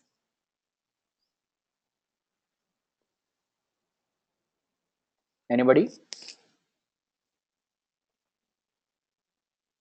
No? No. Okay. But generally, that has also happened, and recruiters have used LinkedIn to examine potential candidates, even if they don't hire them.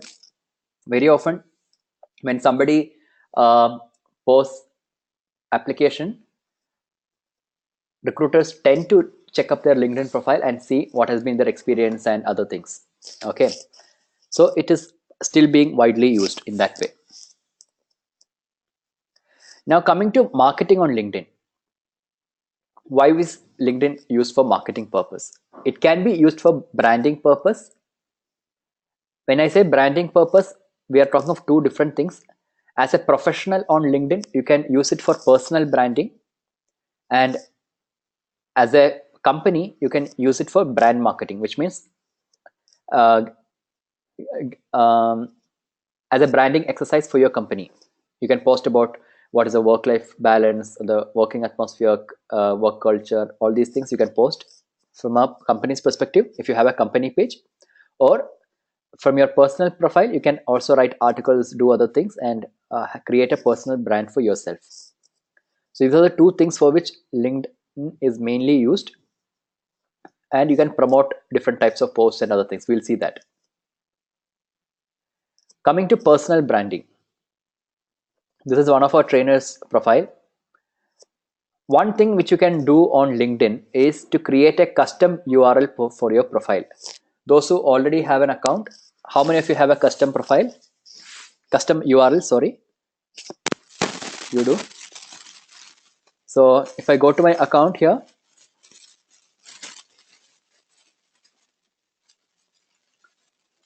I can, you see this part?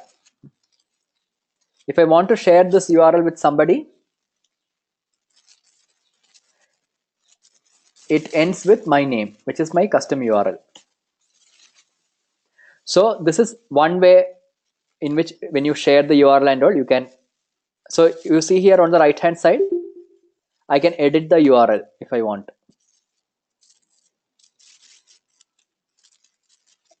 If I go to this, there is an option for me to edit. So this custom URL is your way to create a personal brand by creating a URL that is linked to your profile. Okay. And you can also, part of it is to allow LinkedIn to show your profile on publicly to everyone. You can either make it invisible to public or to anyone. You can choose the level of detail you want, whether it be to your networks or only to LinkedIn members, whether it can be on websites, headlines, all. So whatever things you have put out, what details would you like to have put out publicly? Okay, you can set, you have the option to uh, allow LinkedIn to use it. Now, coming back to our presentation, creating custom URL is the first step in personal branding on LinkedIn.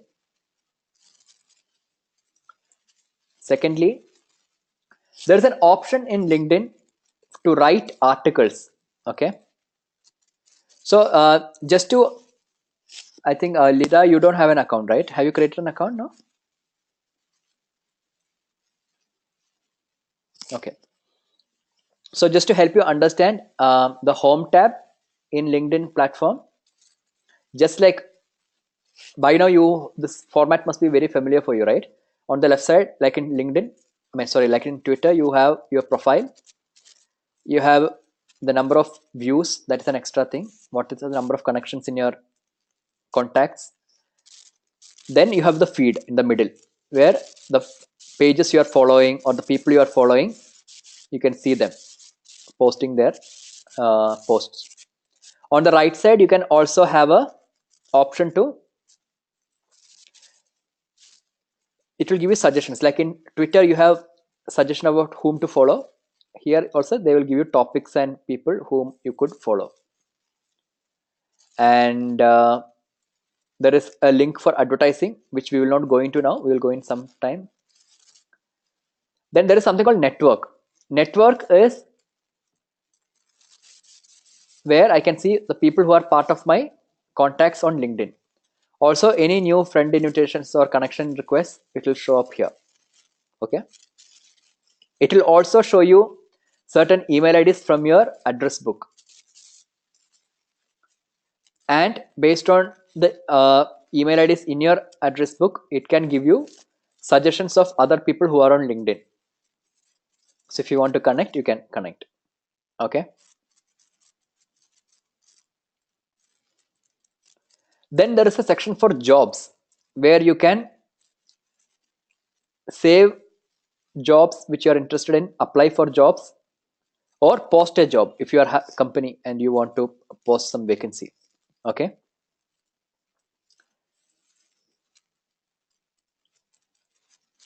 So based on whatever companies I'm following and things like that, it is giving me some suggestions what jobs I might be interested in. Okay, if this is not relevant for me, I can update my career interest over here. Okay,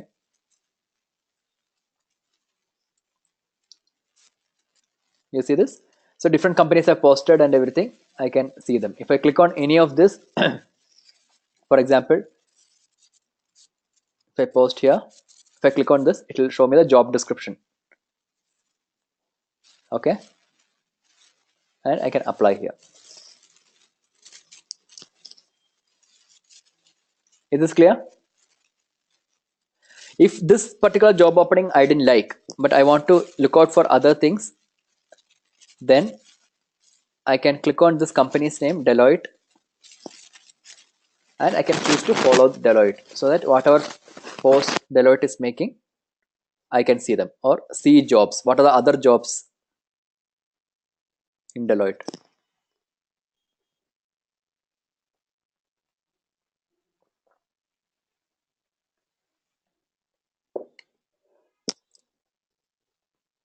Okay, it's not showing for whatever reason, but if I choose to follow, it will show me all the posts from Deloitte. Is this clear? Now coming to personal branding, uh, first thing, have a custom URL that's in place. Then there is a option for you to write on LinkedIn. If you go down,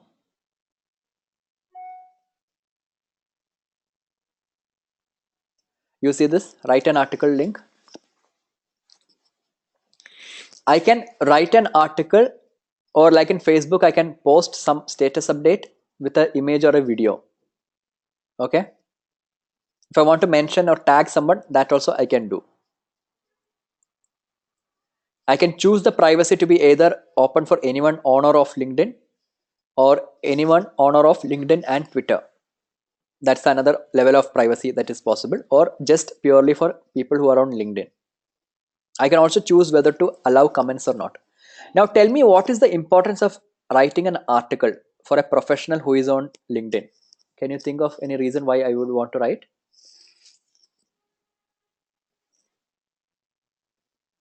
Anyone?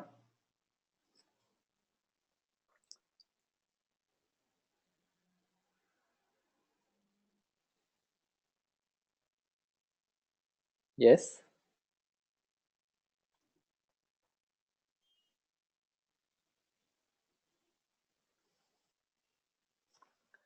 Personal branding, tell about brand or product, get visibility. So this is what happens when I click on write an article. It will show me a kind of a word kind of a page where I can put image, headline, and I can start writing. Okay. Thought leadership, very good, Shirisha. Sell product, become influencer. Becoming an influencer is another process altogether. So let's not go into that. But yes, you can. Um, if you find a professional, for example, I'll show you example of one of the people whom I follow who write regularly. So this is one of my teachers who does lots of corporate leadership training and everything. Now, if you look at his profile, you see his introduction. Okay. And then you see his articles and activity. This is what people will see. Now, if I look at it, it says 38 more articles. See, all the activity will be something like if you like something, everything will come up here. Okay. If I look at, see the articles, I can see all his articles over here. Now, this is somebody who is into leadership coaching and training, and this is the kind of articles that I'm seeing on his page. How does that help a person who is in this field?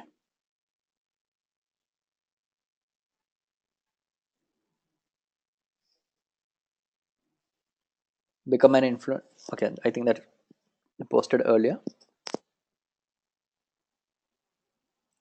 So if you are an expert in a particular segment or industry and you write articles like this, what happens is when a third person, and look at his followers, he's having a very good following. When they visit and they follow these articles, it reestablishes that you are on top of your game. You are constantly thinking about this and you are putting out new ideas and thoughts about this field that you're in, right? So this is part of writing an article is a very, very good way on LinkedIn to establish your brand identity, personal brand. So let's say one of you, if any of you are into NGOs or things like that, and you are working on, let's say, education sector, if you constantly write about different aspects of education sector, new policies, changes, suggestions, recommendations, and all these things, analysis, somebody who wants to maybe consult you for something related to that, this kind of reestablishes, and it also helps them understand what is your thought process, right?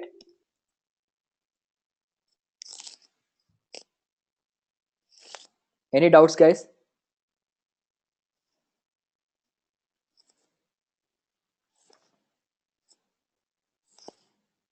Yes? No? Can I see some response?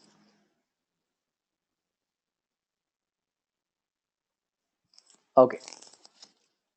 So this is one way. Writing articles on the field that you're in. Okay.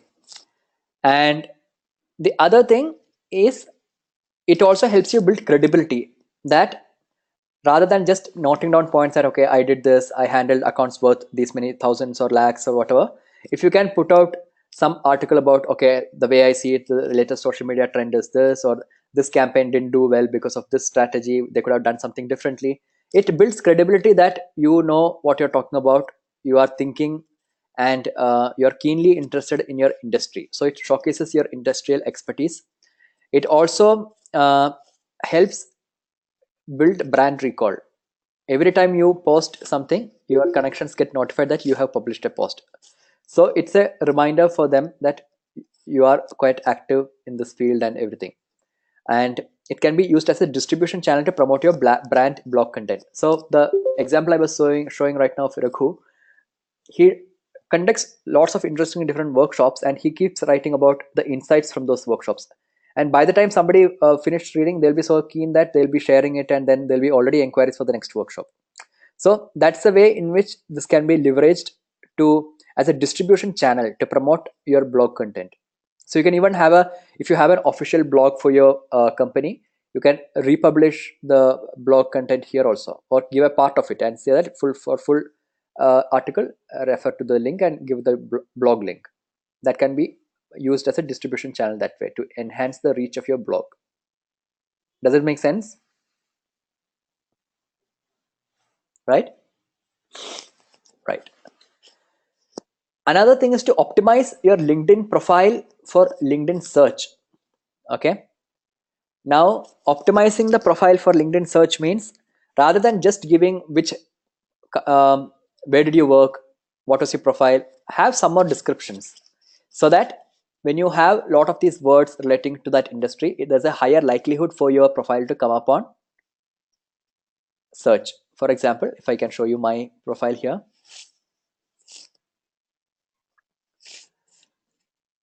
I have given the description, short description of the different things I'm doing. So usually your latest job comes first till present. Now I am doing two different things, so I have two things mentioned over here. Okay, so you also have to have some kind of a description, so that what you are saying is not just limited to a title and a company name. Does this make sense? So you can detail this here.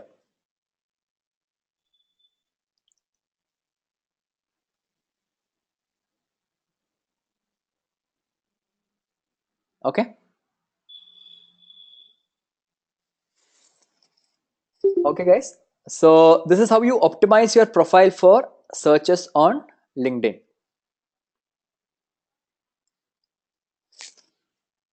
This is under my profile. Yes. If I scroll down my profile, after my introduction comes my job experience. So whatever I'm showing you right now is from the job experience section. Okay.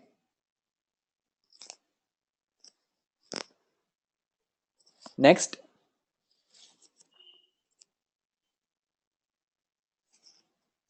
Connect all your other email addresses to your LinkedIn profile, not just your login email. So when you create a account on LinkedIn, you have a particular email that you're using for logging in, correct? Not just that, use your other personal email IDs or anything, because that can help you connect to more people, because your other personal IDs may also have some contacts, right? So it can help LinkedIn reach out to more people and give you prompts about who other people might be connected to you on this network. So this is another thing you need to do. So you can make a list of this, whichever you have not done, you can complete it when we finish the session. And then join relevant industry groups. Just like how Facebook has different groups, LinkedIn also has different groups. And the industry groups in LinkedIn are more serious in nature, in the sense that they are here to post content about the relevant industry. So I'll just show you something. If I go to my profile,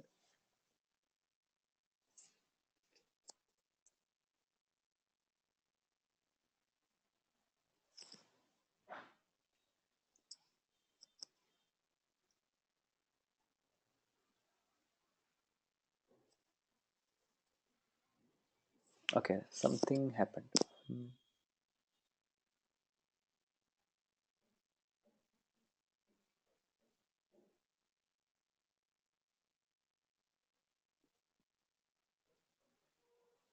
See, for example, Center for Public Policy Research, in this case, this is one of the groups which I am following. It's a company, not a company, it's a policy research organization.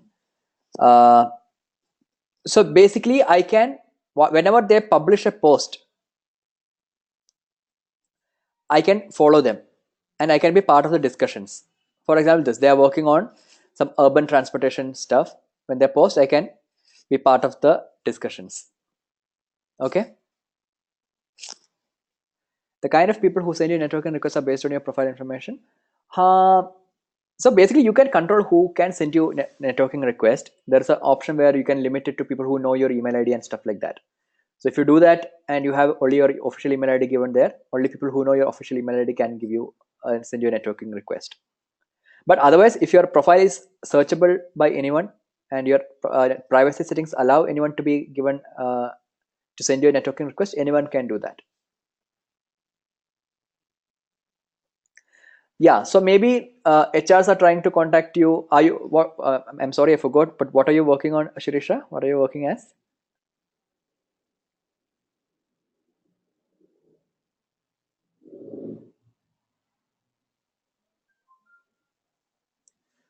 Okay, you are into content writer and a PR. Okay, so maybe HRs are contacting you because there are vacancies. There are HRs are always on the lookout for fresh talent on LinkedIn. As I told you, that is one of the things why this platform is being used.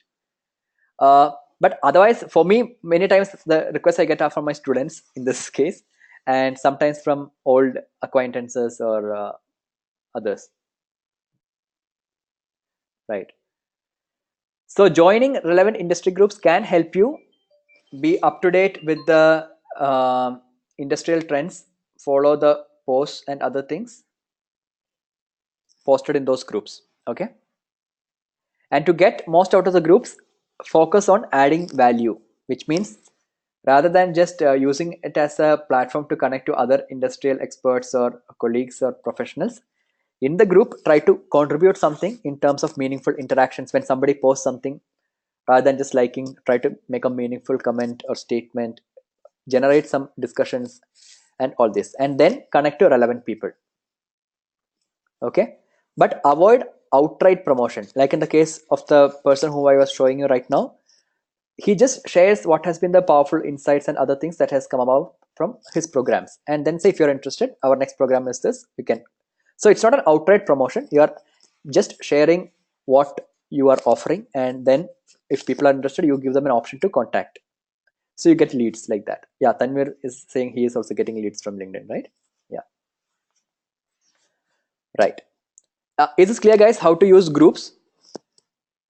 When you follow a company and you see the news feed, focus on adding value, just like what we saw in Facebook content strategy, almost same. You don't have to bother about the 1 lakh parameters in the algorithm of Facebook if your focus is on ensuring that you are adding value to the user, right? Does this make sense to everyone? Any doubts so far? Anyone?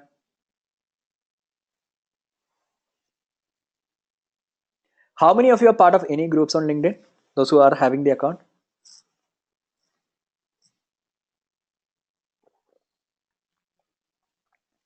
LinkedIn algorithm is not so great like Facebook. LG, okay. Have you contributed or been part of any discussions, conversations?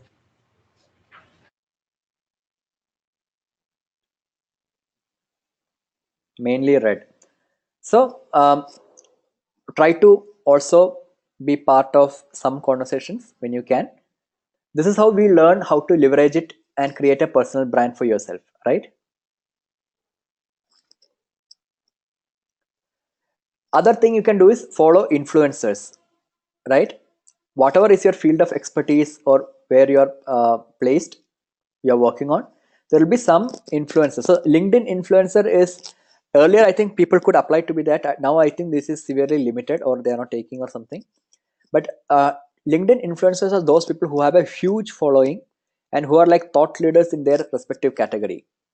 So following influencers in your so this influencer is different. Okay, this is not like a Twitter influencer who is just having lot of followers. They need not necessarily have an expertise in something. Here in LinkedIn, a LinkedIn influencer is somebody who has an expertise in particular field, and their ideas and thoughts are valued and followed with keen interest. Okay, so you can follow influencers. That's another thing you can do. You can identify an influencer by seeing this tag on their profile. You see this? Is this clear to everyone? Yes? No? Okay. So best practices, see if you have done all of these. Tell me if anybody who has done all of these, you can say yes. You have a good picture of your head, not a very long shot kind of a informal picture like you put in Facebook. You have updated all the major sections. What are the major sections you have on LinkedIn?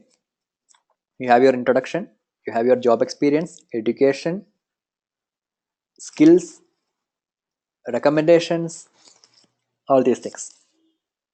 Avoid writing large paragraphs. Use crisp bulleted points. Does that make sense? Always bullet points looks much better than writing a whole lot of paragraphs.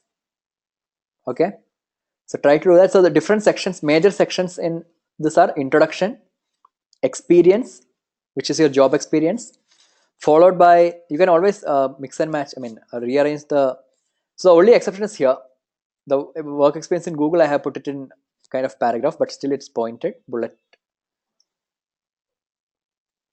Education, any volunteer experience if you have, optional, you can add it. Skills and endorsements. So this is an important section, guys. Again, important for branding purpose. You can write whatever you think is your skill. When your friends or other contacts visit your page, they will be prompted to endorse you for those skills. So if others are endorsing you for something, it means there's a higher likelihood that it's not just a hollow claim. You might actually be skilled in it, right? So that also helps third-party reviewers like HRs and all to see whether a lot of people are endorsing you for a particular skill. How many of you have seen this prompt, endorsements prompt on LinkedIn? Many times? Yeah. And one important thing which I missed was recommendations. Recommendations is also a very good option. You can give recommendations, receive recommendations. You can do this from your people who are connected to you on this network. Okay. This could be in the form, the recommendations can be from somebody who managed you, your manager, or a colleague, or your student. Like if you see this, the first one here is one of my yoga retreat participants. Second is, she was my colleague in Google and Amazon. Another one of our students in Digital Vidya, couple of them. And again, colleagues at Google. So basically you can, recommendations are a good way in which a person who is looking out to maybe consult you or hire you can be confident that your whatever skills you have is competent enough for them to hire you. Okay, it's a validation for your work and your skill set. So how many of you have given or received recommendations on your LinkedIn?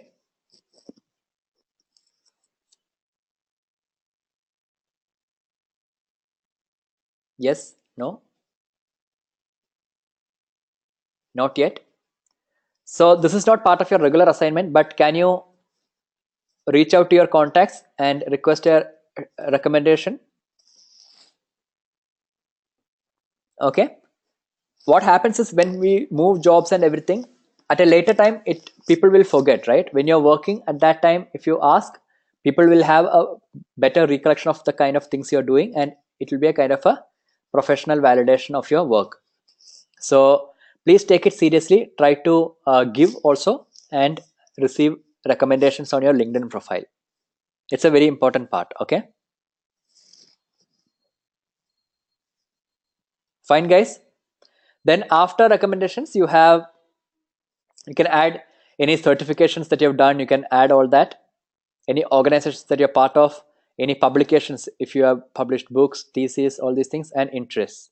Okay, and you can follow your different pages, people, all these things. Fine.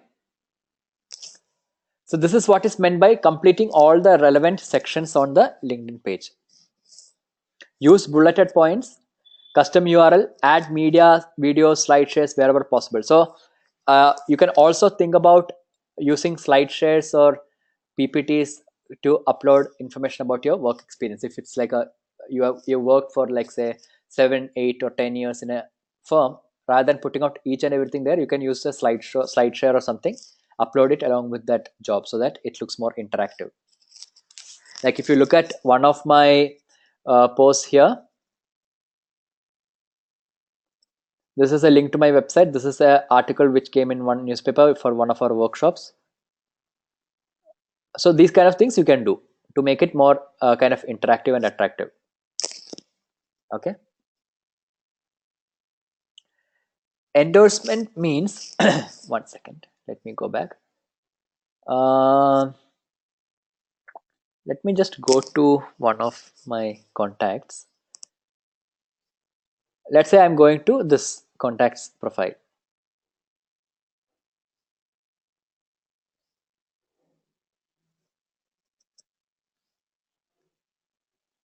Okay, it is not showing me now.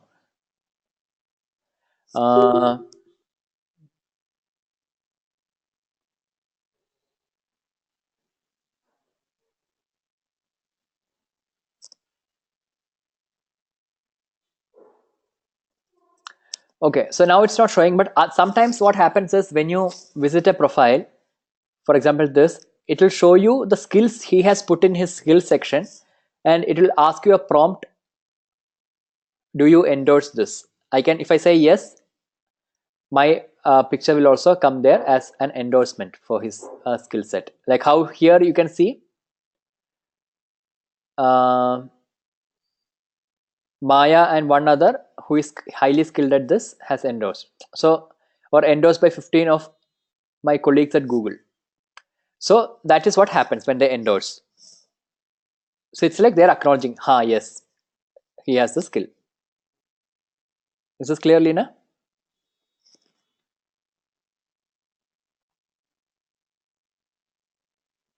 All right. So moving on.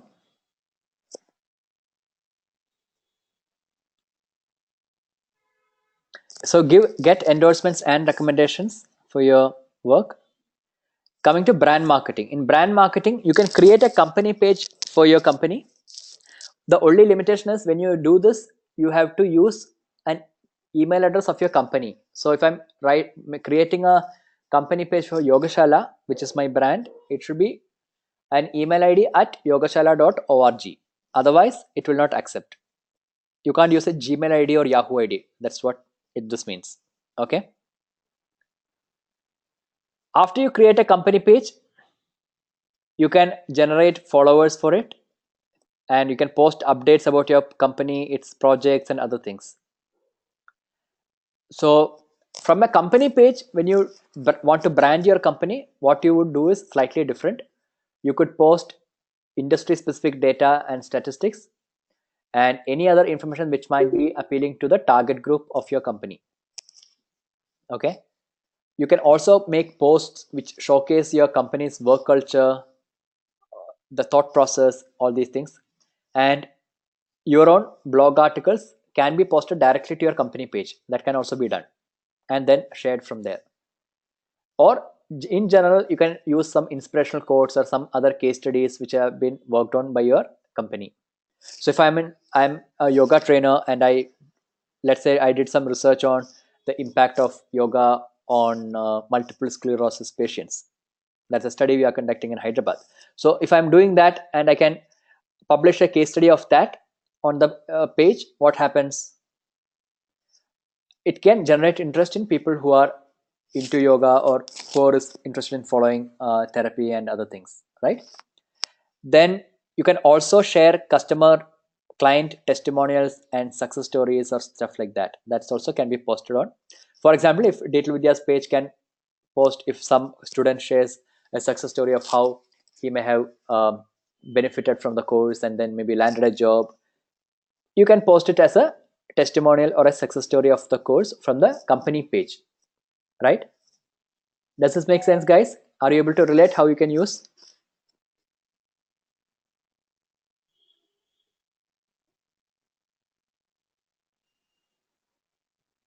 Everyone, any doubts?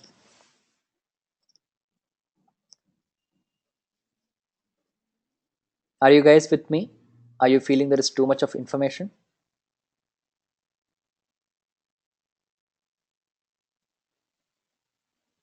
Fine. Yes. Okay. Sinking in. Okay. As long as this is a very introspective silence, I am fine with it. I just thought maybe you're not following. So, okay. Good. So, typically everybody has one doubt at this stage, which I'm not hearing, which is why I'm thinking, are you guys with me? Nobody has any doubt? I'm expecting one doubt, which I purposefully omitted from saying.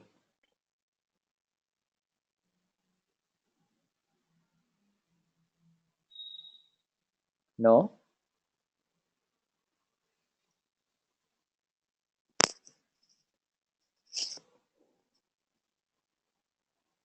I can give some more time if you want. Kareem? No doubt? Exactly, Sinia. How to create a company page? Nobody thought about that. Nobody asked. Right? How many of you know how to create a company page? Have anyone done that? You have one? Okay. No? Yes? Okay. So you can create a company page on LinkedIn by going to, you see the on top right here, me. I have created one page already here. Okay. But otherwise, if I click on work, at the bottom, I can have an option called create a company page. Okay. Okay, Yusuf, you know, but you've not done. Okay. So this is how you can create a company page. And when you do that, you will see the screen which was shared in the screenshot earlier. And you have to use a work email ID basically. Okay.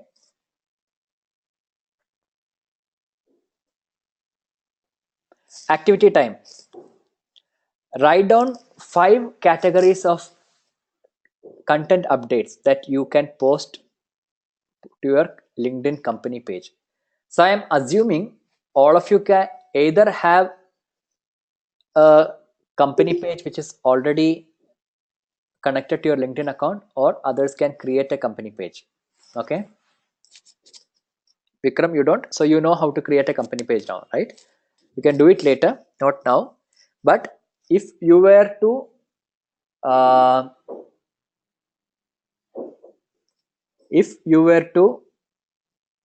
post updates from your company page on LinkedIn, what would be the 5 categories? Take 2 minutes of time.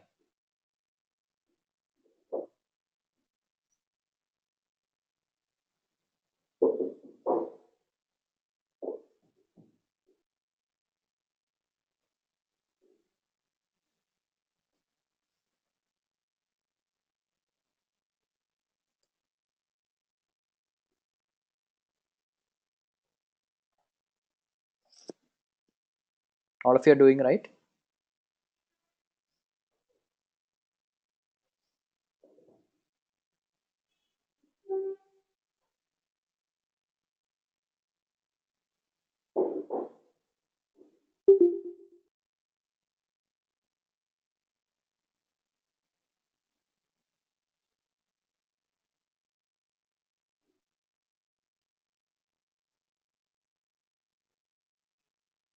Done.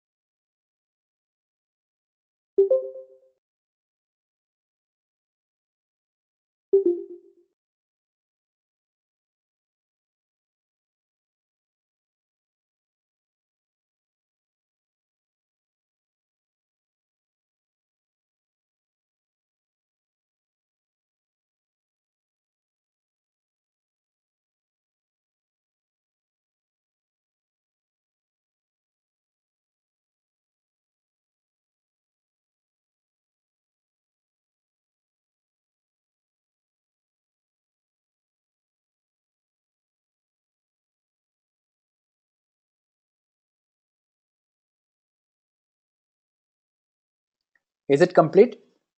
Everybody has written down?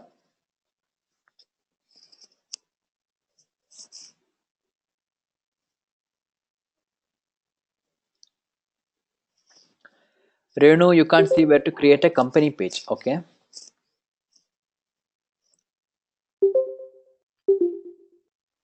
You click on the work icon on top right. Scroll down, you will see create a company page.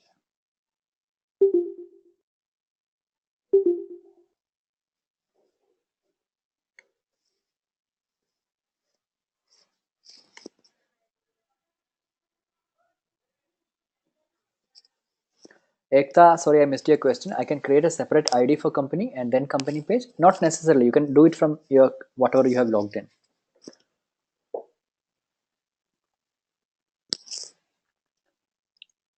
Okay, you don't have to create a company page, guys, right now. Just note down 5 categories. That's all. I hope that's done. Let's move on, please.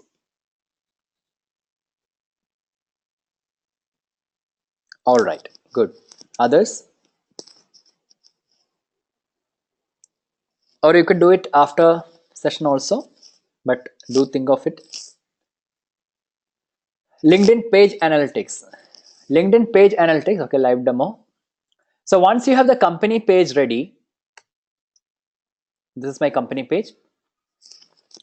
You can write articles and post from the company page. Okay.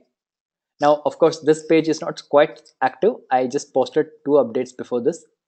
Now, when you post something like this, you see this, it says 252 impressions, organic reach. It will show you how many clicks, action, and engagement. Okay. This is the home page for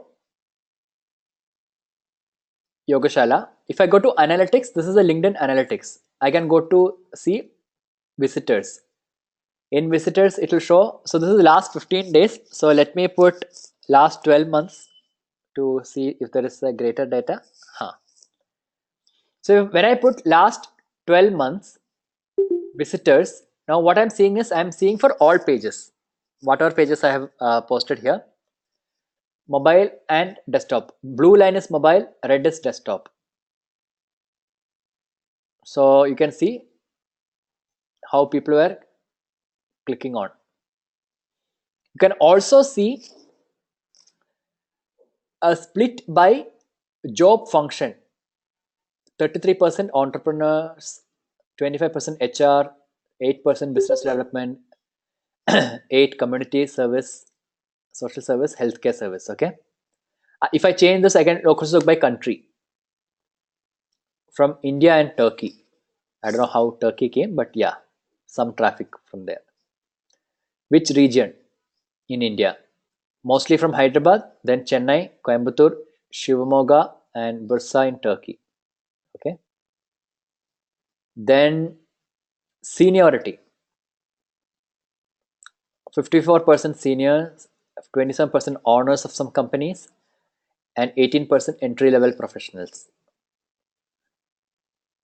Industry, what industry they were from? 18% from higher education, 18% from health and wellness, 9% medical practice, 9 investment banking, primary secondary education, 9%. I can also see what were the company sizes. At least half of them were in companies which had up to between 50 to 200 employees, 37% 2 to 10, 12% 200 to 500 employees. Okay. You can also export this report as a Excel file and save it in your desktop or laptop. Is this clear, guys? What you are seeing here? This is page view. I can change it to unique visitors.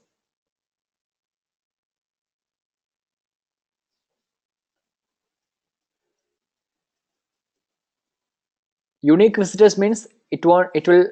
So of course the graph doesn't make sense because it's only looking at one person at a time.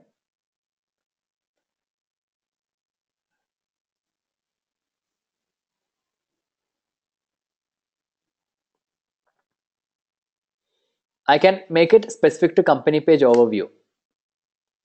How many people saw the company page overview?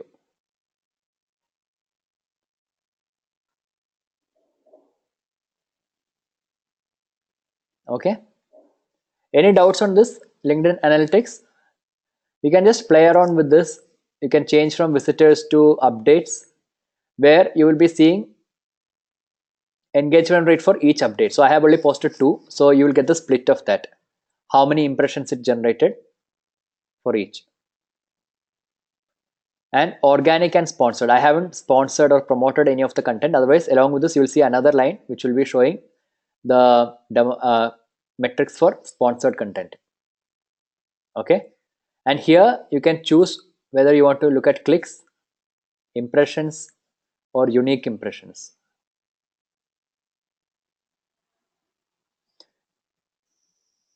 Or shares, how many shares you received. So those posts have not received any shares, so it's not there. Followers acquired, no, again.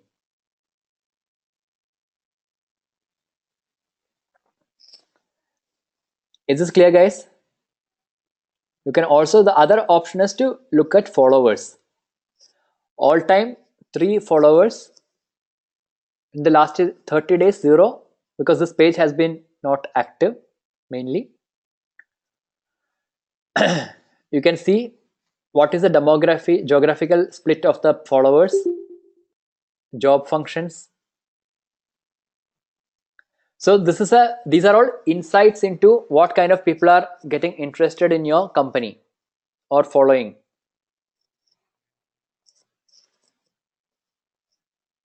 Okay.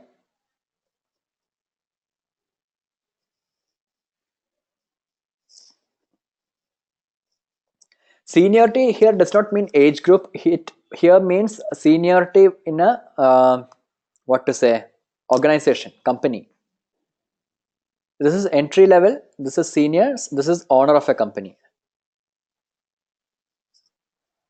That's right, Yusuf. Okay. You also have a section called companies to track, which is how my followers of Yogashala compare with followers of other companies, similar maybe. So, but I don't have enough data here, so it's not populating. So basically, LinkedIn Analytics lets you see data with respect to the kind of visitors who saw your posts.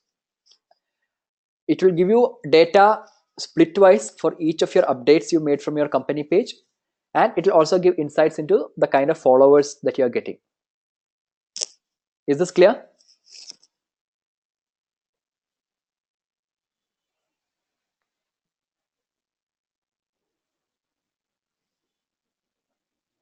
Do you find this useful tool, analytics, LinkedIn Analytics? Tanvir, have you used this tool, or anyone else who is active on LinkedIn? Followers will be the followers of this page. Okay, so for example, if I go to this page,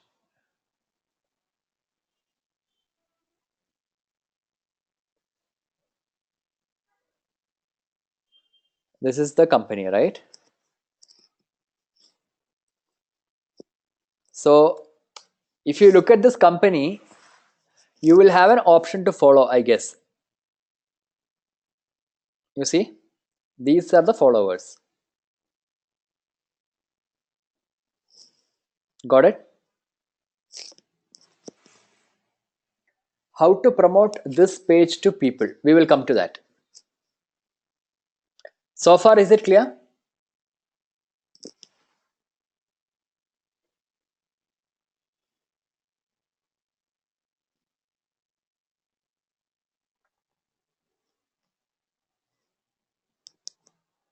Then there is something called LinkedIn Advanced Search, which I can't access right now because it is only for premium LinkedIn accounts. In a normal account, when you search for something or search for people, for instance, what you see on the left hand side, these are the options. Once you make a search, you can also fine tune the search with respect to the company, with respect to the location and all these things. But if you upgrade to a premium, so Tanvir, you might be able to see, you can use advanced search where you can again fine tune into specific groups, specific functions, or people of a particular seniority level in an organization, all these things, or when they joined, all these things, or how many years of experience. How do you think this will be useful for you?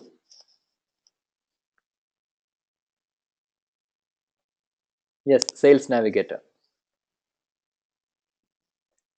Doing this kind of a search, let's say you are traveling and you are visiting a new city, trying to network with more like-minded organizations or something, you can do an advanced search, look for keywords, let's say sales, marketing or something, and you can refine the locations. Maybe you can, if you want to meet only the senior people, you can find drill down into the seniority level, check mark some groups where you think these guys might be there, and then explore and search for profiles with whom you may want to connect with. Okay, so this is just like, you remember how we searched on Facebook?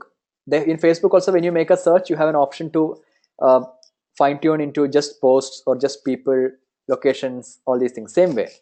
But here, because it's a professional network, you also have the options to fine tune into different groups they might be part of, the professional experience they have, what function they are, and all these things. Yes, so when you have a premium account, you can also send a in-mail, which is a direct mail to anyone, even if they are not part of your network. What is entry in senior? Entry will be like a fresher.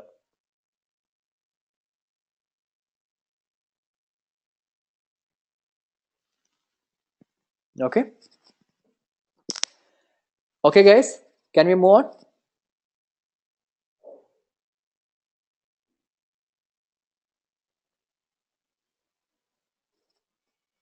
So we are coming to LinkedIn Premium. LinkedIn Premium is when, so whatever we saw till now, except for advanced search, is part of normal premium LinkedIn account, which is not paid version. In a paid version, they have 4 different plans. I mean, 4 different things you can do basically. One is to, if you are having the objective of seeking a job and job change, you can choose one. Another is if you want to network, then if you want to look at sales opportunities, and finally, from a HR perspective, hunt for new talents. Okay, there are 4 different objectives that you can have on LinkedIn. Everybody is clear about these objectives? Job seeking, hiring, networking, sales. 4. So when you take up so it depends, Tanvir. Many people do rely on it. Some people don't get good leads also. The both happen. So when you take up the premium version of LinkedIn, you get something called a Sales Navigator, which has these features, which is 15 in-mail message. In-mail means you can direct message a person. That is called in-mail. Okay, it's a LinkedIn specific terminology, basically direct mail. So if you find some profile interesting, you can in-mail them with details. Okay, you can also enhance the number of people who viewed your profile. If you look at my LinkedIn profile and I see my notifications tab, if I see my notifications tab here, it says you appeared in 8 searches this week. If I say see all searches, 8 number of times this happened. So I'm able to see limited data here. Okay, or let's say how somebody viewed your profile or something, it usually shows.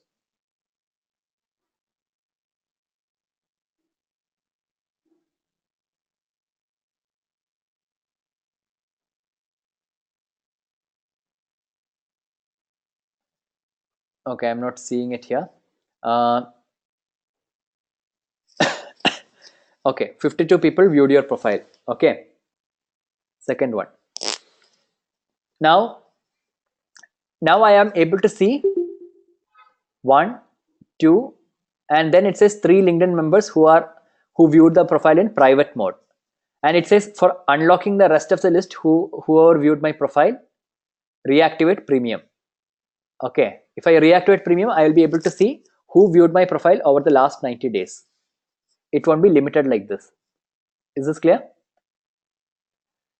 So I can also get additional information about where they are working and all that stuff. So you can enhance, you will get an enhanced view of who viewed your profile. You will get sales insights, okay, and you will get unlimited profile search, which means you can search for people's professionals profiles up to 3rd degree. So we have something called 1st degree, 3rd, 2nd degree, 3rd degree in LinkedIn. Anybody can explain what it means? If I go to, so let's say Vikram in this case, Vikram is, it says 2nd, okay, Havi, it says 3rd. What does this mean? If I go to Vikram's profile here, it says 1 mutual connection. So I am connected to Kapil, you are connected to Kapil. So there is, you are my 2nd connection that way. There is a gap of 1%. In case of Havi, if I go here, it says 3rd degree connection. Now, where do I see who else is here between?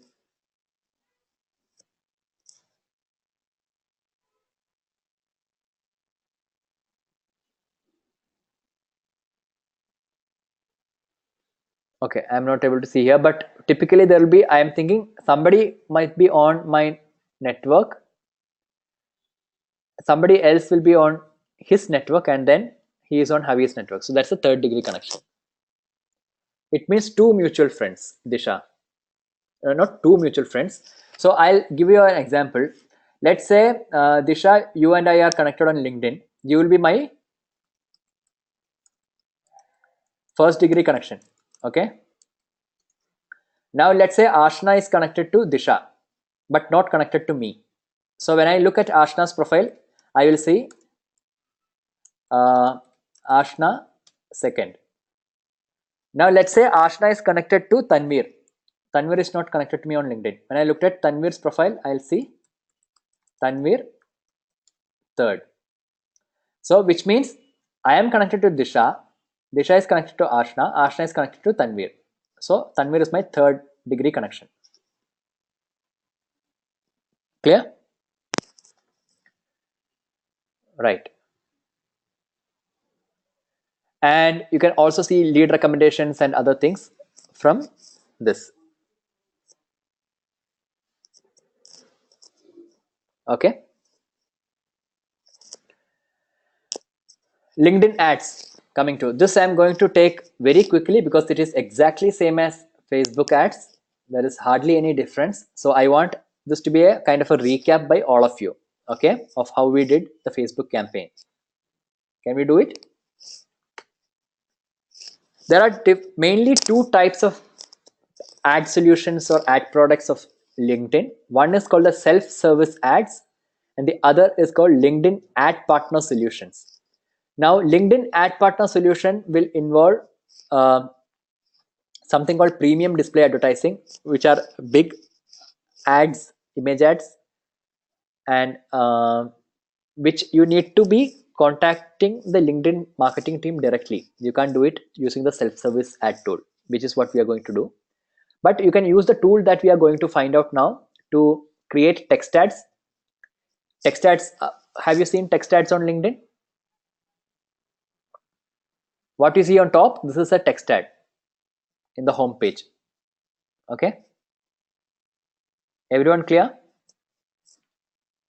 And a sponsored update is like a native ad which comes up in the LinkedIn feed. So if I go back to my LinkedIn feed, see this, it says promoted. This is a sponsored update. Clear? So text ads and sponsored updates are part of self-service ads. Sponsored in-mail. So I will just show you what is I mean by in-mail. You see this? This is my message inbox. This is a mail I got from somebody in January. Okay, they are just mailing me with an opportunity for some organization, giving job description and everything. Now this is not somebody who is in my network list, not on my connections, but I got this as a mail. This is called an in-mail, like a direct mail. So sponsored email is when you can create such mails to send out to potential candidates or clients, okay, to create leads, to generate leads or sales. Is this clear? Everyone, any doubt? So text ads, what you see on top of the home screen, sponsored update like a native ad, it shows up in the feed. Premium display is kind of this kind of an ad you see on the right side. This kind of ad will be a premium display ad, for which I can't use the self-serve ad tool. I have to contact the LinkedIn team. Sponsored email, I just showed you how it is. And dynamic ads are dynamically generated, not the ones where you create your text and everything beforehand. Okay, they will be generated dynamically from your page.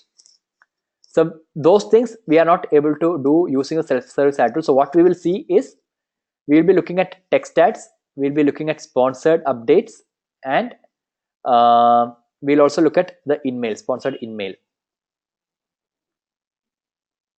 As I showed you right now, ad placements come up on top and here. So here what you see as a Unilever ad is a sponsored update. What you see on top from Roy Sutherland is a text ad. What you see on the right side from Citrix, GoToWebinar, that's a premium display ad. Okay, I hope this is clear. Yes, premium display.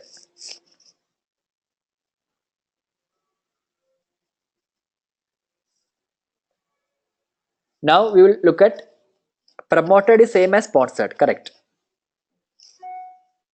Okay. Now let's go to LinkedIn campaign creation. So on the LinkedIn platform, if I click on work, there is an option which says advertise. Yes, Lena, we have to pay for premium. So there are different payment plans. You can see it when you will always get a prompt to upgrade to premium. When you click on it, you will get a prompt of what are the plans available. So to create a campaign, click on work and then click on advertise.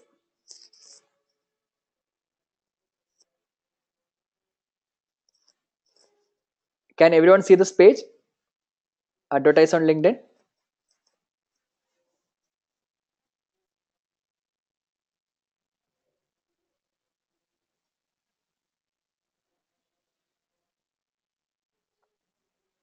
Now here you can first, it's a very simple, okay, very simple process. Click on create ad.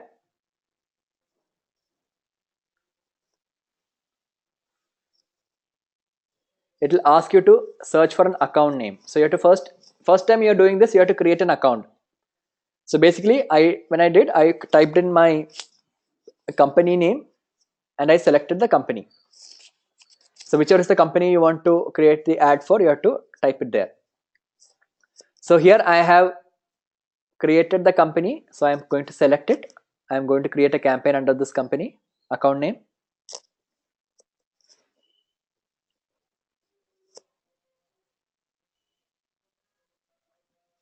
Now, if you look at it, there are two campaigns which I created earlier. So whatever your existing campaigns are, they will show up over here. If you want to create a new campaign, I click on create a campaign. Okay.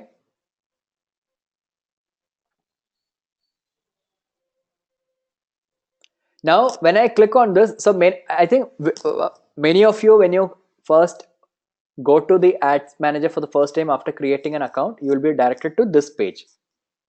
Okay. Now here you can create three different types of ads. One is sponsored content, which I already told you what it is. It will be like a native ad coming. It will come up in the LinkedIn feed. The other is text ad, which will come up on top of the page. And the last one is a sponsored email where you send targeted messages directly to people. So like a DM, direct message, right?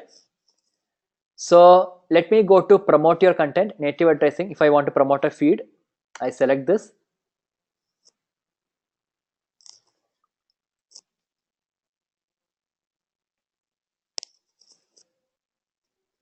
Okay. And I can give a name for this campaign. So let's say I'm going to create a campaign for my tarot card reading.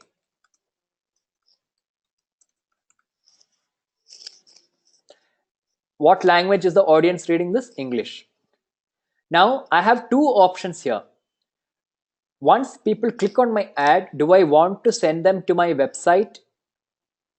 If yes, I will select this. If I want them to fill up some form within LinkedIn, I will select this. So that this can be a lead generation form within LinkedIn. Okay. So I want to send people who are clicking on my content to my website in this case. So I'm going to select the first option. So it will send the people to a landing page I'm selecting. It can also put a follow button for people to follow my company page. So that answers your other question. I think somebody asked, how do you get people to promote a page? This is how you promote your page. Okay. If you don't have a website, you can also use it to direct them to your page. This is a lead generation form which can help you collect data when somebody clicks on it. So basically somebody clicks on the ad, you can have a form pop up and they can fill up their name, email, stuff like that. Okay. Is this page clear? Campaign information page. Any doubt? Everyone, can I see a yes? Okay. So I'm going to create a campaign where I want people to send them to my company page. Okay, let me put it company page in this case. Okay, I'll put it like this. Next. Something went wrong. Oh, okay. Let me just see.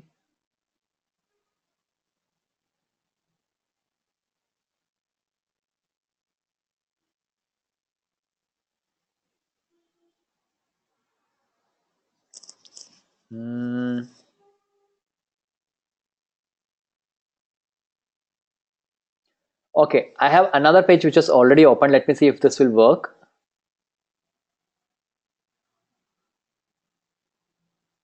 Okay, I don't know what happened now. There's some error coming up, guys.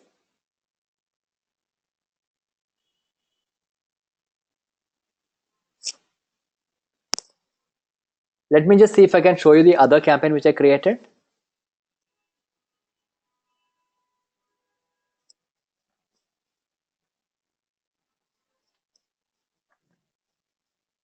So once you click next on that page, after you enter the campaign name, it will ask you to select a post from your company page. Okay. So in this case, I selected one post. So it's just a 3-step process. Once you select the post, okay, let me go to editing this page, edit the campaign details. So what you're seeing on the first, I gave a campaign name as test in this case. When I clicked on next, I came to the page where it asked me when to start the day. So I can start either immediately or I can schedule a start date. I chose to start the campaign immediately in the next page. Okay. If I want, I can give an end date also, just like how we did in Facebook. Okay. And I had chosen in that campaign to send people to my website. Right. These are the basic settings I had at that time. The other thing which I did was I had to define an audience. So in LinkedIn, the audience will be defined in this manner. You have the location targeting option where I chose India. You can also type city, town. So if you want to type just, let's say, Chennai, you can just target Chennai. So I was targeting entire India. So you can put down just your cities or states. That's also possible. You can select what field of study do you want to target? Okay, so I typed in this case, because that campaign was for yoga training, I wrote yoga teacher training and yoga therapy. So if I type yoga, it won't show any result. If I say health, it will give me health, wellness, general. If I want, I can put that also.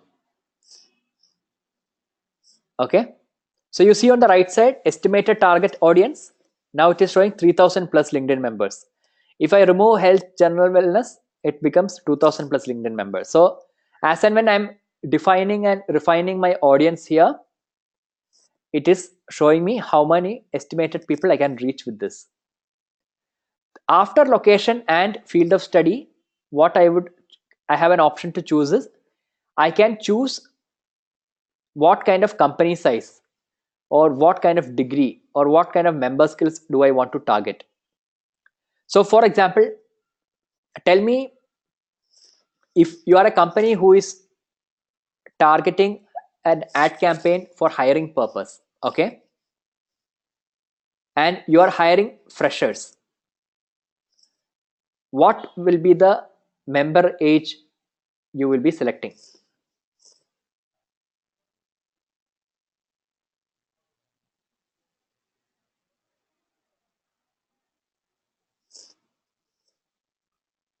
(18 to 24).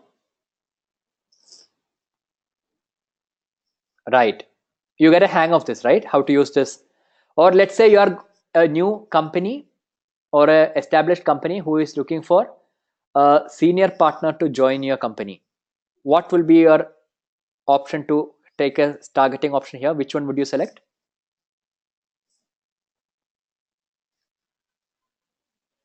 Maybe I will go for job seniority.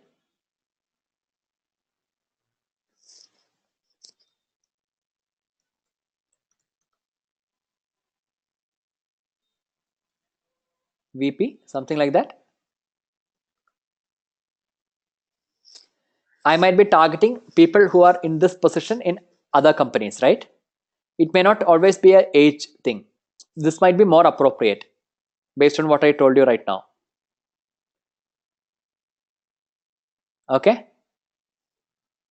Or I am trying to hire a website designer. What will be a better targeting criteria here?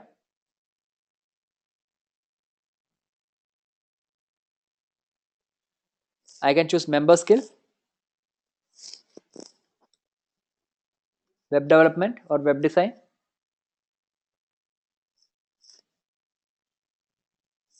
Right? If I select job function, it is more broader. I'm looking at specific skill set, no? Are you getting a hang of how to use this? Or let's say I am specifically targeting people from, let's say Facebook just launched in India, okay?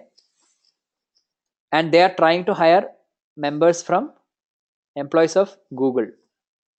They can target like this if they want. Right? I can target by current roles or people who are ex-Googlers, like myself, past. Right? So if you want people, you are a startup and like InMobi or some other company who just started off, and you want to hire ex-Googlers or ex-Amazonians or things like that, you can target people like this and say past but not current, which means they have already quit the company. Right? Are you getting how to understand how to use this targeting option from a professional viewpoint? This is quite different from Facebook in the case where we are putting by book lovers and stuff like that, right?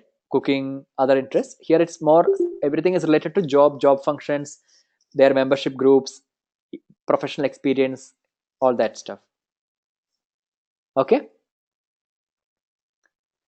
And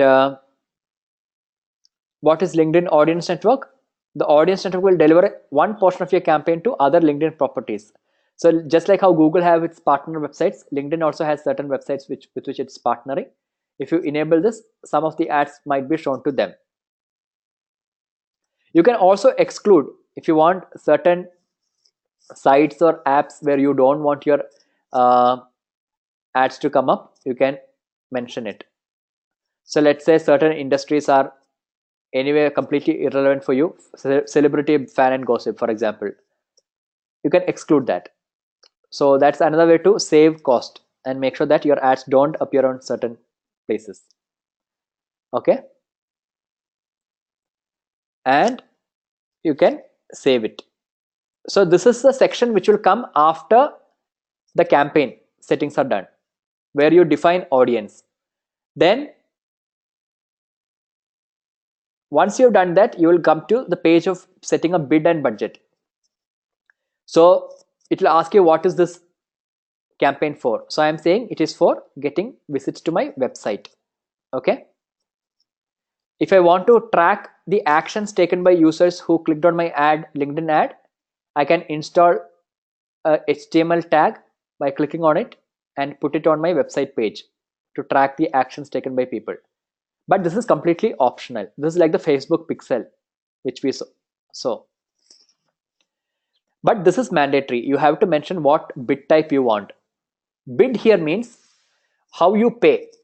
Okay, you can pay either for every click on your ad, which is what is recommended, or you can pay for 1,000 impressions, which means 1,000 times your ad shows up to somebody or to anyone for that matter.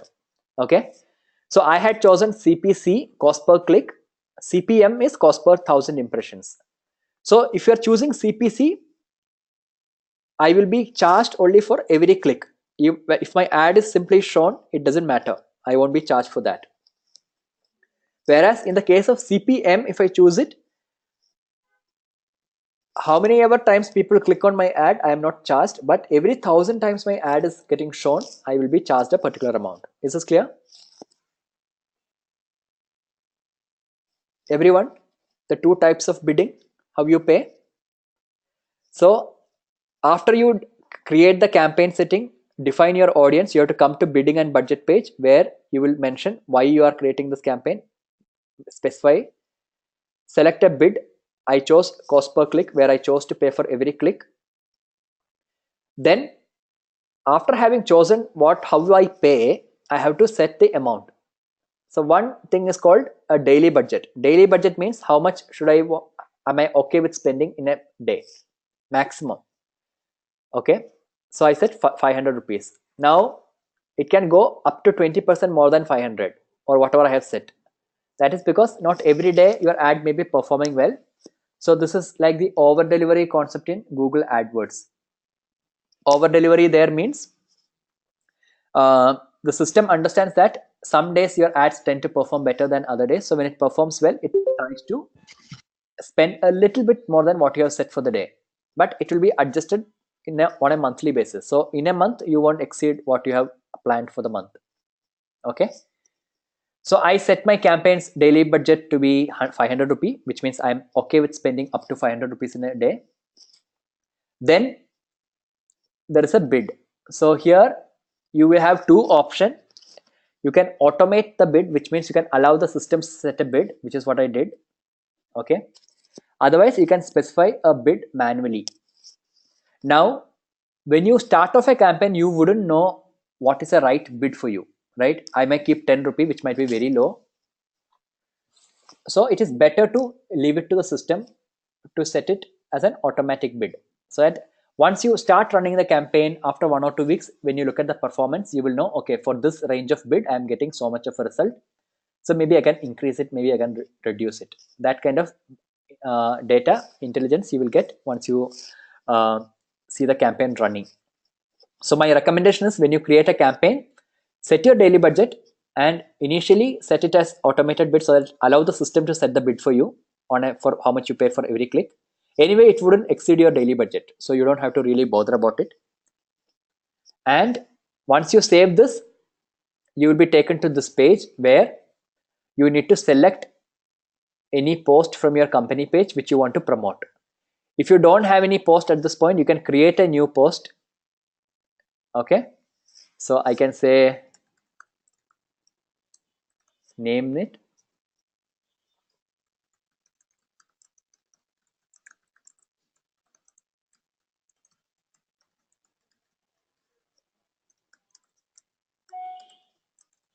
Okay, something like this. I can also upload an image if I want along with this. It has a specification and all the ad specifications you can see here. I'm not going to the details now, but basically I can save it.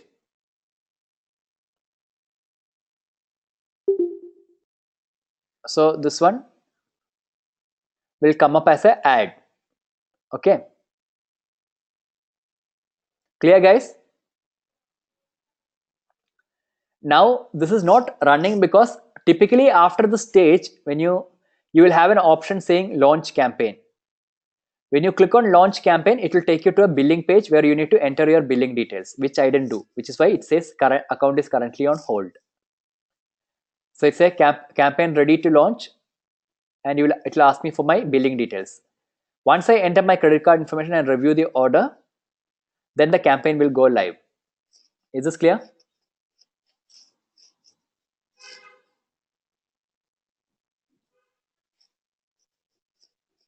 So can you all go back and try creating a LinkedIn campaign? Everything is so simple. The only slight difference is in the targeting options, where it is more of a professional targeting. Apart from that, it is exactly same as Facebook. And since you may not have any post already, you may have to create one post like how I did just now. Okay? All good? Can I see a yes or no?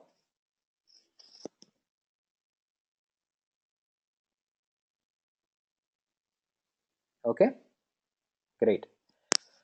So that is about LinkedIn campaign creation, which brings us to social media marketing tools. So I will take about half an hour now. Lena, can you tell me how much in dollar?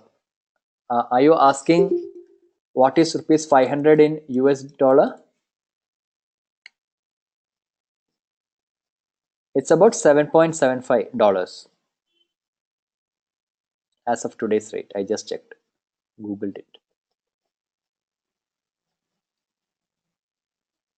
Okay. All right. So an additional nice reading for you. I'll just share one thing with you now.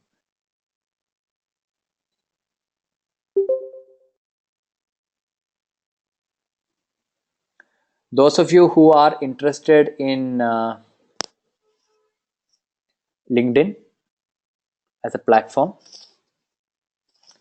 this is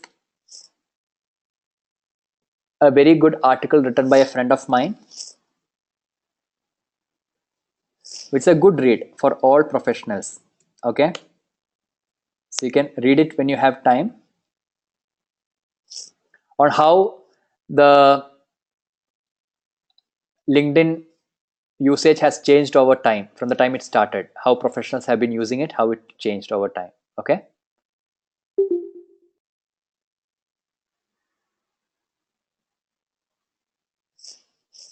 you can read it later. Right. Yusuf, you have a doubt? Okay. So now we'll just quickly go through certain social media marketing tools. I would highly recommend trying to use these tools when you can. Okay. Maybe possibly before you complete the assignments, so that if you have any doubts, because this is your last session with me, please make use of the LMS forum. Have you all seen the forum on LMS, Little Vidya, where you can post questions? So if you have any doubts about any of these tools as you start using it, please post it there. Any of us trainers will take it up and reply to you. Okay. All right. So first is Buffer. So Buffer is a tool which is used to manage your social. So how many of you have used Buffer? First of all, let me see that. Yusuf, you have used. Can you tell me what has been your experience with Buffer? So you can easily use Buffer by linking it to, so you can go to buffer.com. I'll just share you the URL. I hope somebody is collating the links to the tools. Exactly. So see this? Here in Buffer, you can link any of your social media accounts. Okay, so my LinkedIn account has been linked. Sorry, my Twitter account has been linked. Here, what you can do is you can write something.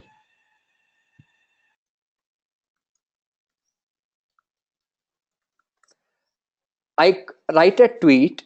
I can say add to the queue. I can either share it now or schedule it to be posted later. So if I schedule, I can say, okay, second, what time?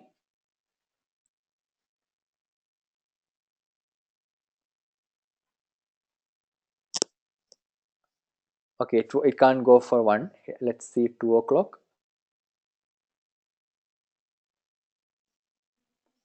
Okay, now what happened? That tweet is here. It says 2 p.m. IST. That is the scheduled time. At that time, it will be tweeted.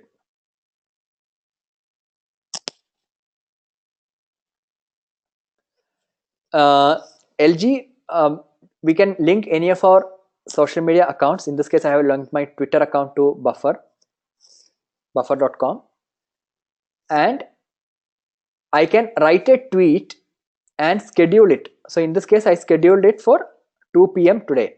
I can change the time if I want.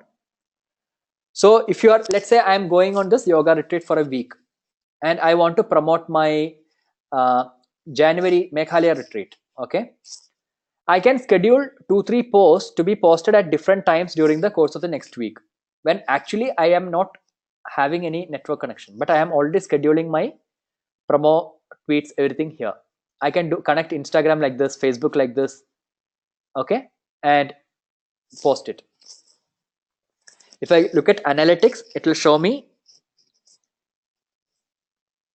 how many retweets I got for my tweets, how many likes, how many mentions, all these things. And as you have more and more posts, it will show you also what has been your post in terms of popularity and likes. Okay.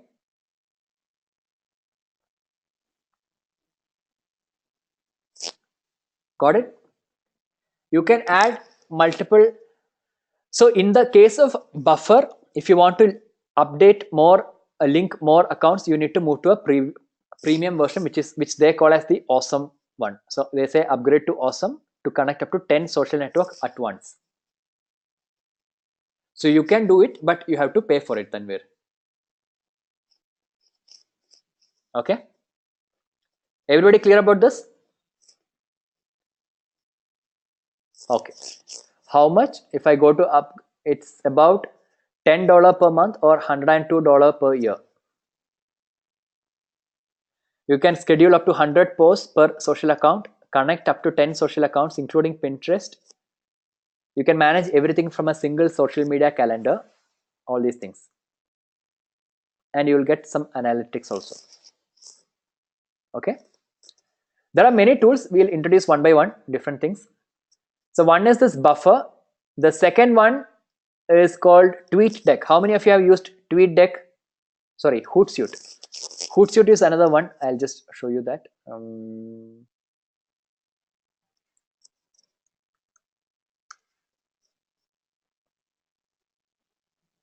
It is again a social media marketing dashboard like Buffer.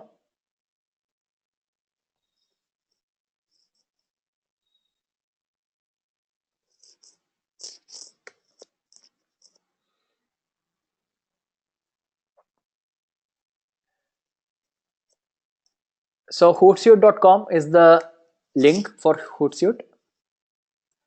Yes, Rajiv. These tools are to connect different social media accounts in one place so that you have it on one dashboard. How to add just a Facebook page? Are you asking about Buffer, Vikram?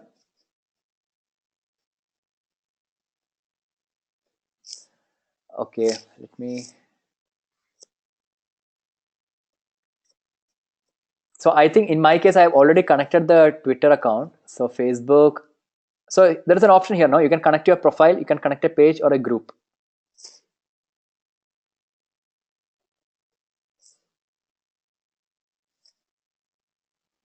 You see this, Vikram?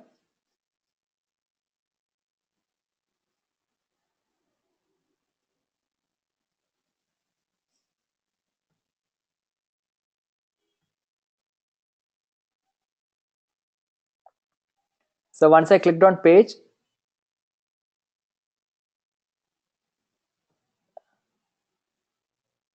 continue.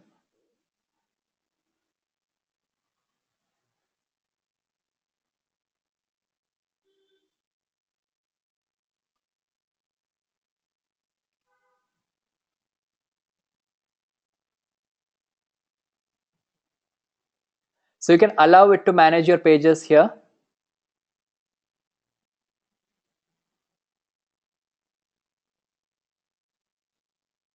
And see this, these are the different pages I have created at different times.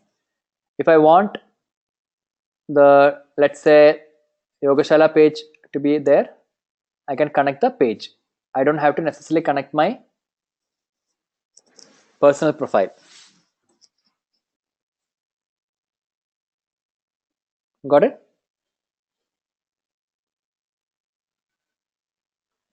I can schedule my posts here.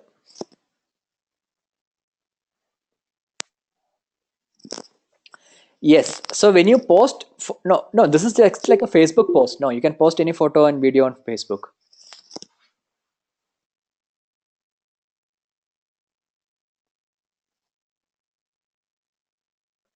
Tanvir will be good for text and videos as pictures have a different display variation. I didn't understand the question actually.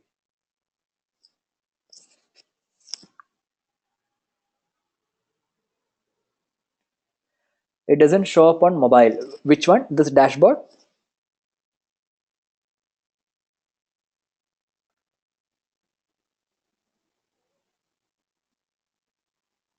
Okay, Tanvir, I didn't get your question. If you want, you can unmute and ask, so in the interest of time, because I need to cover other tools.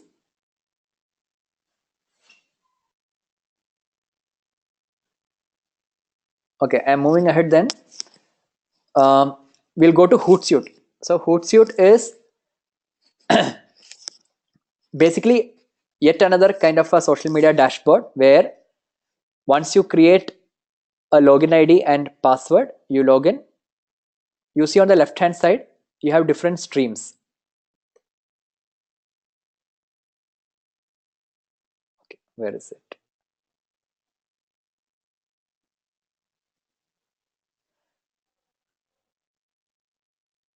So basically I haven't used in the sense that I haven't posted anything. This is my friend's account who runs a organization called Story Arts India. Okay, let me try and see if I can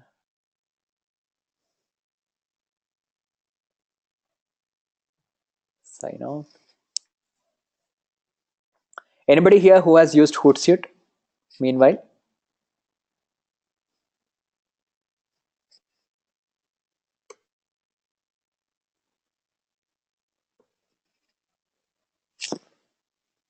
You have heard of? Okay. So I'm now linking my Twitter account. Okay. If I want, I can also link my Instagram account.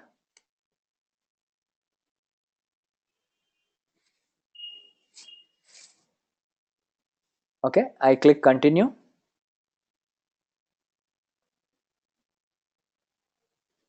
I'm just mentioning my company name.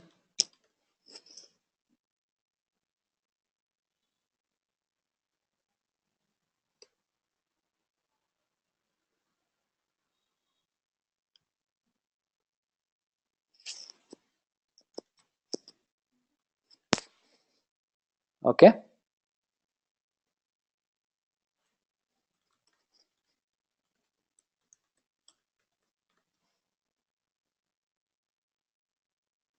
Done. So I have created my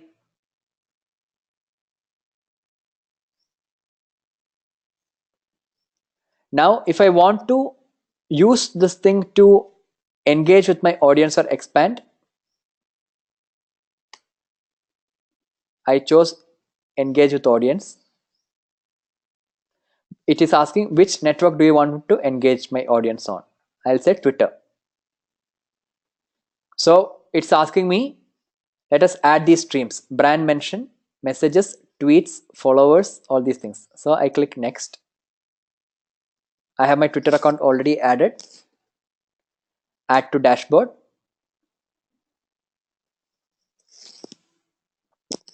Done. Now what will it is giving me some tips also. I can use this dashboard to understand whenever I get a mention, I will get a notification. New followers, I'll get a notification. I can engage with them and reply quickly. Done. So you see this. This first tab is my Twitter tab, where all my messages is here. The direct messages on Twitter. New followers, another one. The tweets from the new followers. And my own tweets on other column. And I can keep adding. If I put at mentions as a column, what will happen is any tweet by anyone where I am being tagged, I can see it here. Or retweets. Any of my tweets which has been retweeted will show up in this column. Are you guys understanding what I'm doing?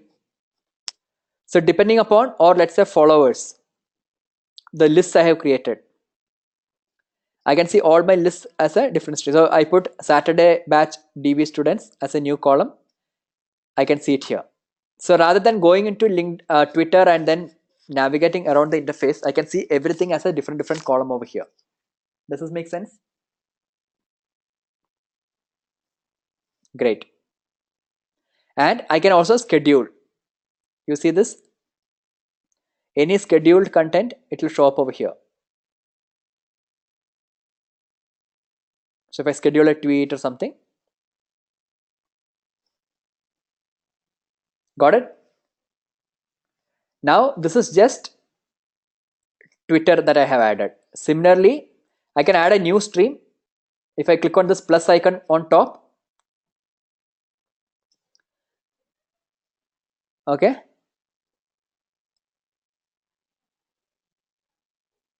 let's say I put Instagram. Next. Okay, what hashtag I want? People might be using yoga.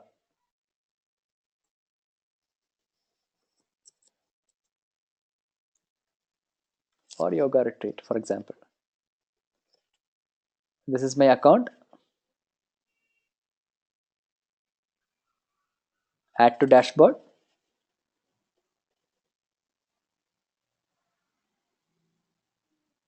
Done.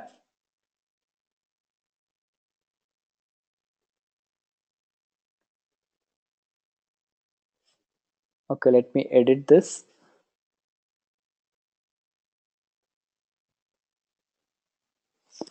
I didn't mention my address.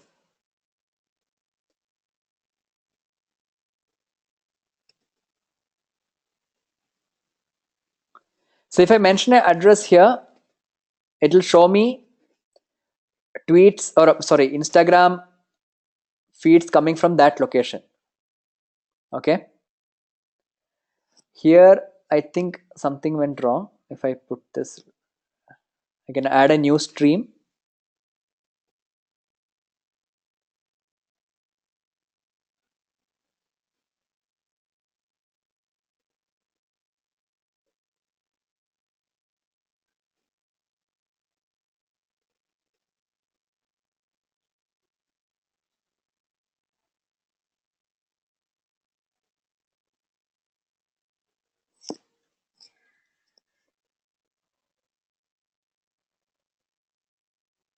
Okay, I used 2 hashtags, that's why it happened.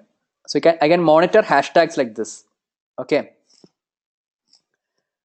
So I can keep adding and see what kind of posts are coming for a particular hashtag. This can be used for monitoring. So how is this useful? If my company has a specific hashtag, like we saw some of the hashtags being used in certain promos, right?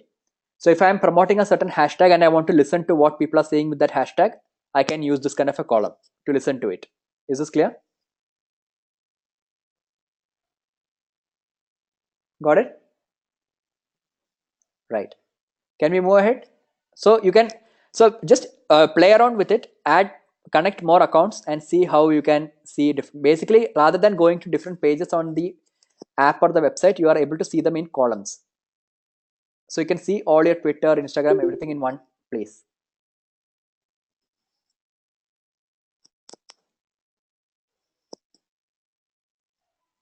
So you can add streams like this. Then TweetDeck. How many of you have seen TweetDeck, used TweetDeck? Heavy Twitter users find it very effective. I have used it long back, not now. Okay. So this is a TweetDeck, how it looks. tweetdeck.twitter.com, that is the URL. Please save it. Here, once you connect your Twitter account, you see this on the bottom. This is the account I have connected. If I want, I can add more accounts. You see this? I can have a team here, more people. So especially if it's a corporate account, it will be a team which will be managing the account, right? So you can add more members here or link another accounts that I own, a different account. That's also possible. The first thing, I can post tweets from here rather than from Twitter. That is one thing I can do. Secondly, I can add columns like this. What you're seeing over here, you see this add column. Travel bloggers, mindfulness, yoga, all these things are different columns I have created. So if I can add a new column, like how you have stream in Hootsuite, same way. I can add a column for scheduled tweets, add a column for @mentions, followers, all these things. Of my list, if I put an add column for a list, it will ask me what list do I want to add as a column. So if I say journalists, this particular list I want to add as a column, I'll say add column. Now that is added as a new column over here. You see this? So in this column, I will see only tweets from the journalists that I'm following. Here only from travel bloggers. Here only from mindfulness, whatever accounts I'm following. Okay? Clear?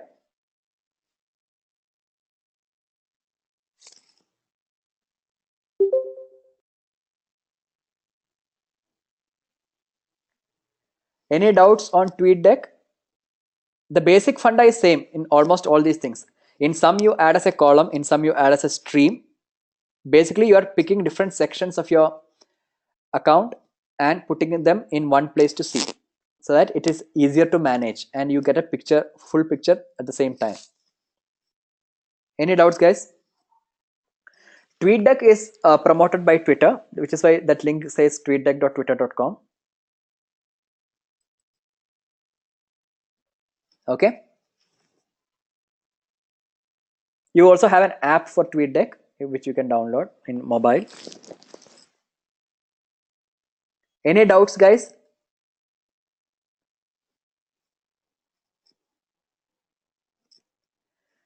Then there is something called tweet reach. Okay. What is a tweet reach?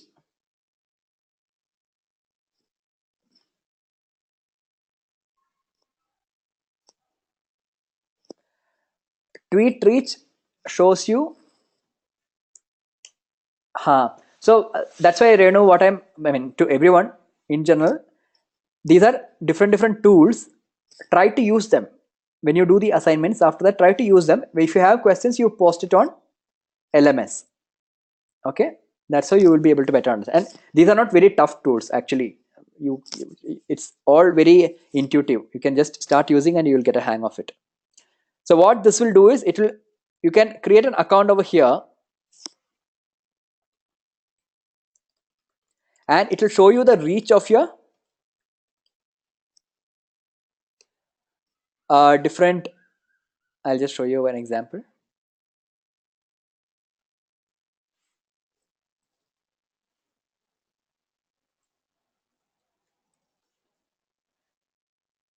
Basically how much of a reach your posts are getting. So the basic, if you look at it, the basic reach impression metrics are available on Twitter Analytics. These are all additional tools which can help you get it in a much more detail. So if I put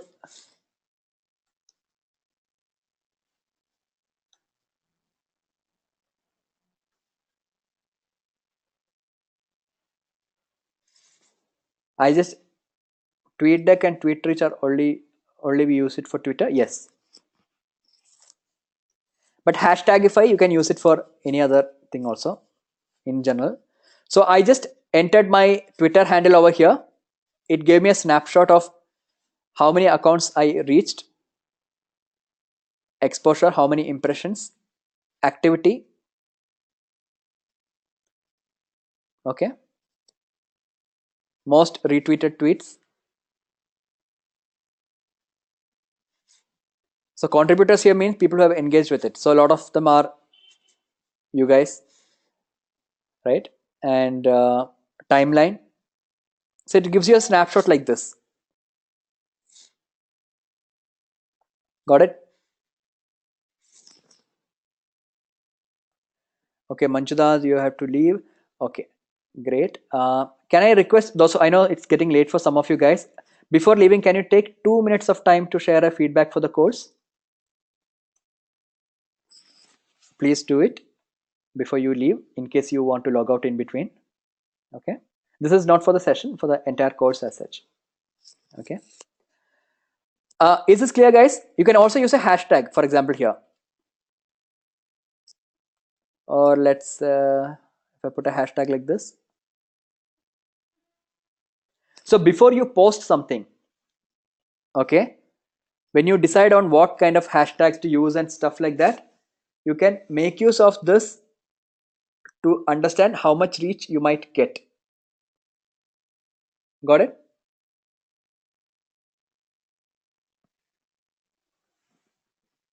Sure, Sinia. This is my email ID. So you can decide upon top contributors on that tweet, most retweeted tweets on those, all these things you will get.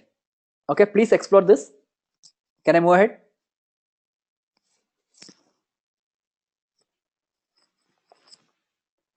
I hope all of you are making note of the tools, no? Somewhere, the link. And finally, we have something called a tweet archivist. Tweet archivist is basically to archive the post that you're creating on Twitter. For example, this is tweetarchivist.com. Okay. So I can enter a term like this, yoga, for example. It will show me how many tweets have been made with this, how many impressions it generated, during what time range. Okay. And I can start, if I'm a premium member, I can start tracking the tweets for a particular term. Okay.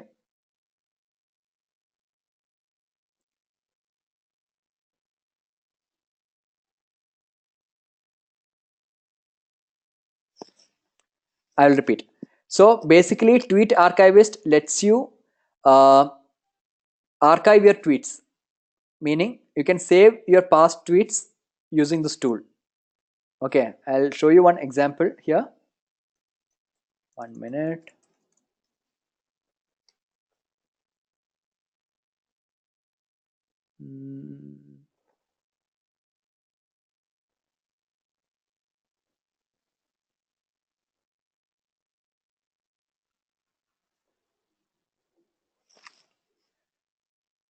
Trying to, yeah, this is the actual page. 1 minute. So I need to enter a search term. Okay, so what do you want me to search on? Let's say Christmas. Okay, try it.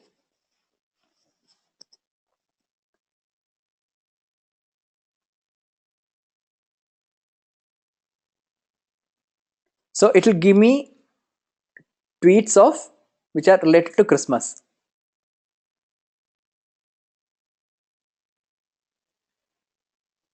And I can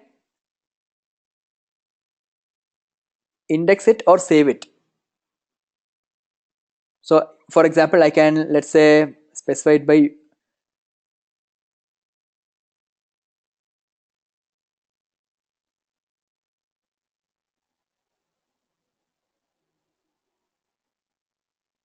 so you can say top users who have used the tweet. I mean, use the word, basically, user mentions. Go to back. So there is a lot of filtering options available on the right hand side, or top URLs.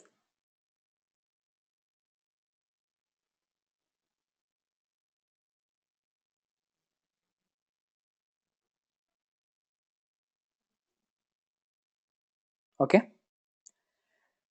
So these are kind of slightly advanced tools which you can, not advanced, but basically it becomes relevant for you when you are really digging deep into Twitter to get data or listen and monitor for uh, topics or tweets on particular topics.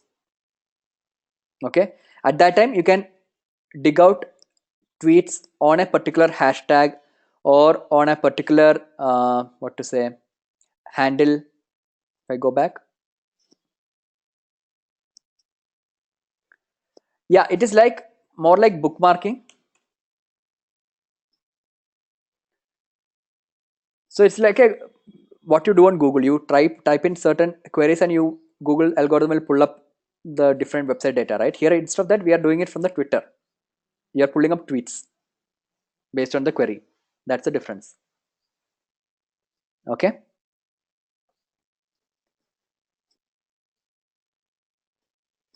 All right.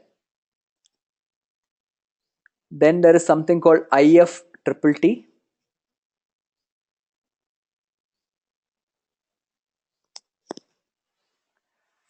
Guys, can I do something? Can I share this IFTTT and Radian 6?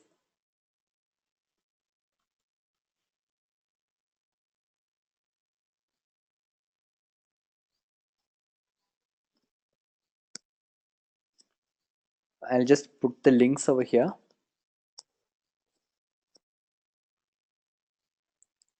Basically, these are also Radian 6 is also used for giving visual representation of your, it's an analysis tool basically. So it will give you splits and other things about how your campaign has been performing, not campaign, your Twitter and its reach and everything. So if you have a Twitter which account which is linked to Radian 6, it will show you what kind of demographic people have seen this and what has been the kind of retweets and other things. It will show you the minute details. I would ask you guys to please explore this as an additional task, both of this, and post any queries on, because it's already becoming 2 o'clock. I know many of you want to leave. I will quickly go on to the 10 steps in the social media marketing strategy. I'm just covering this because this is part of your task in the last week. Okay, so this will be helpful for you. Is that fine with everyone?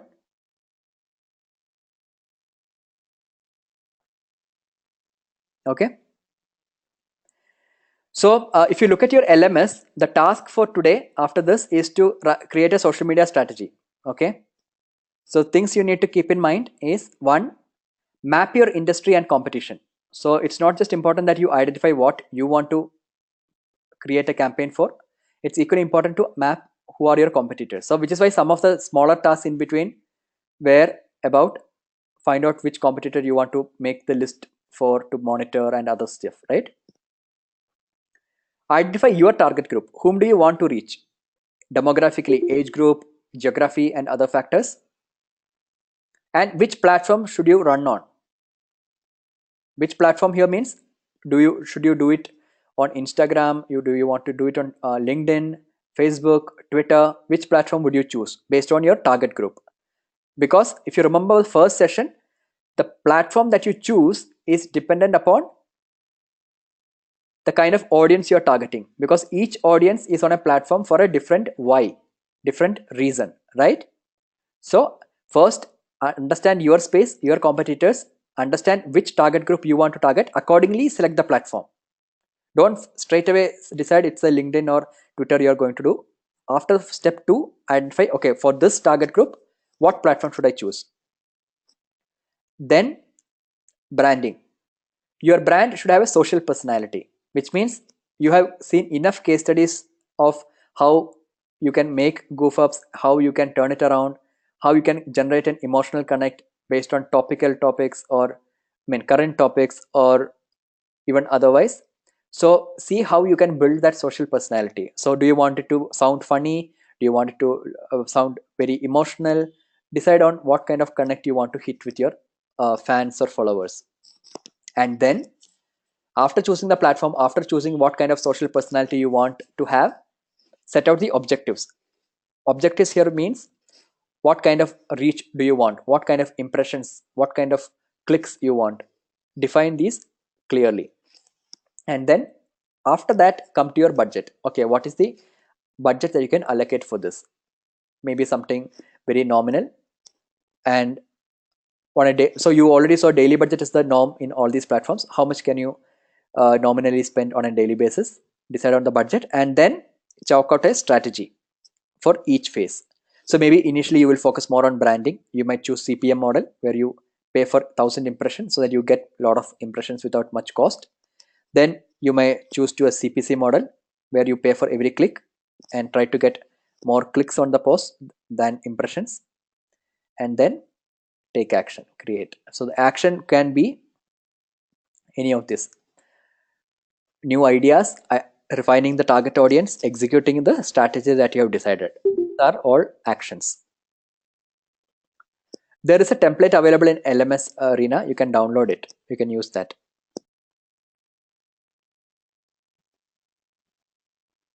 And once the campaign is launched, refine it. How do you refine? Just monitor it after a week or so. See how things are performing. If something is not working, make changes. That is called refining or optimizing. Stop what is not working, continue doing, and maybe do better what is already working. Okay? And keep track. Try to run these reports. At that time, you can make use of all these tools that I have introduced. See how the reaches and other things are. So you get lots of data. And you might also discover maybe some other new tools and stuff. Okay?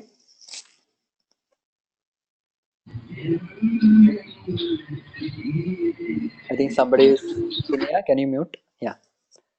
So task, if you go to LMS, will be to optimize your LinkedIn profile. I hope all of you will do that. I have already told you what are the things you need to pay attention to. And set up a Hootsuite account for scheduling, listening, and monitoring. Okay. We have discussed the success stories, right? All the case studies that we have done. And as of now, I think many of you have not completed all the tasks assignments. So please do that. Any further doubts regarding that? For assignments, anyway, you are going to get feedback from the training team. But apart from that, any of these tools and other things, if you have any doubt, please feel free to post it in the forum on LMS. Okay. That ends our session. Did you find the session useful? I know it was a little too much to introduce in the last session, but all were important things, which is why I kind of went through with it. Sure, LG, here is the feedback link. Your feedback is valuable for others who are considering this course. Okay.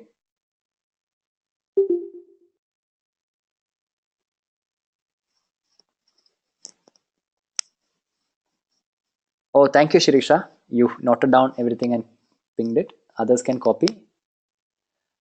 Anyway, the recording is available now, Senior. So you can rewatch the recording.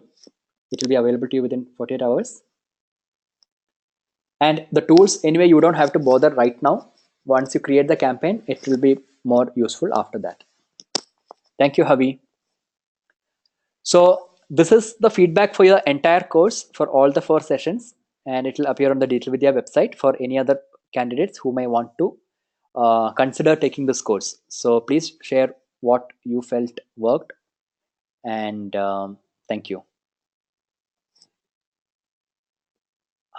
It's quite exhaustive. And I will also make arrangement to share the deck for Instagram and Pinterest with you guys so that you can go through it when you have time.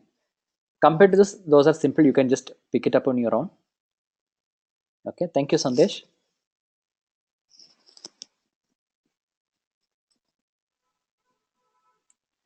Yes, Lena, this is the last session in social media.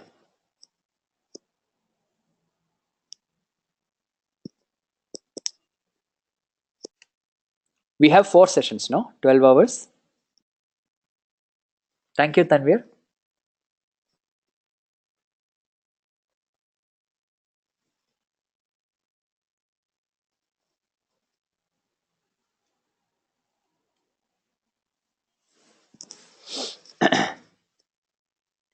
My email ID, Tanvir.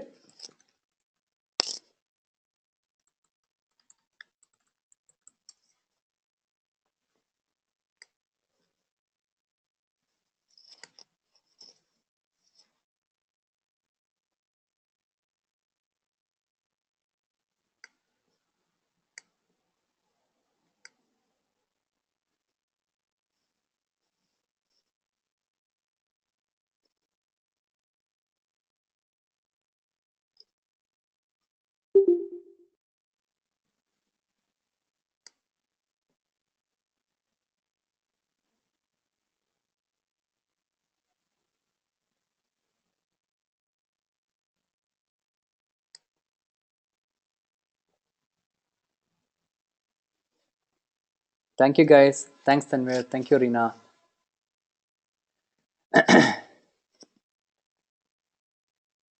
Thank you, Shirisha. If you guys want to connect with me on LinkedIn or something, feel free.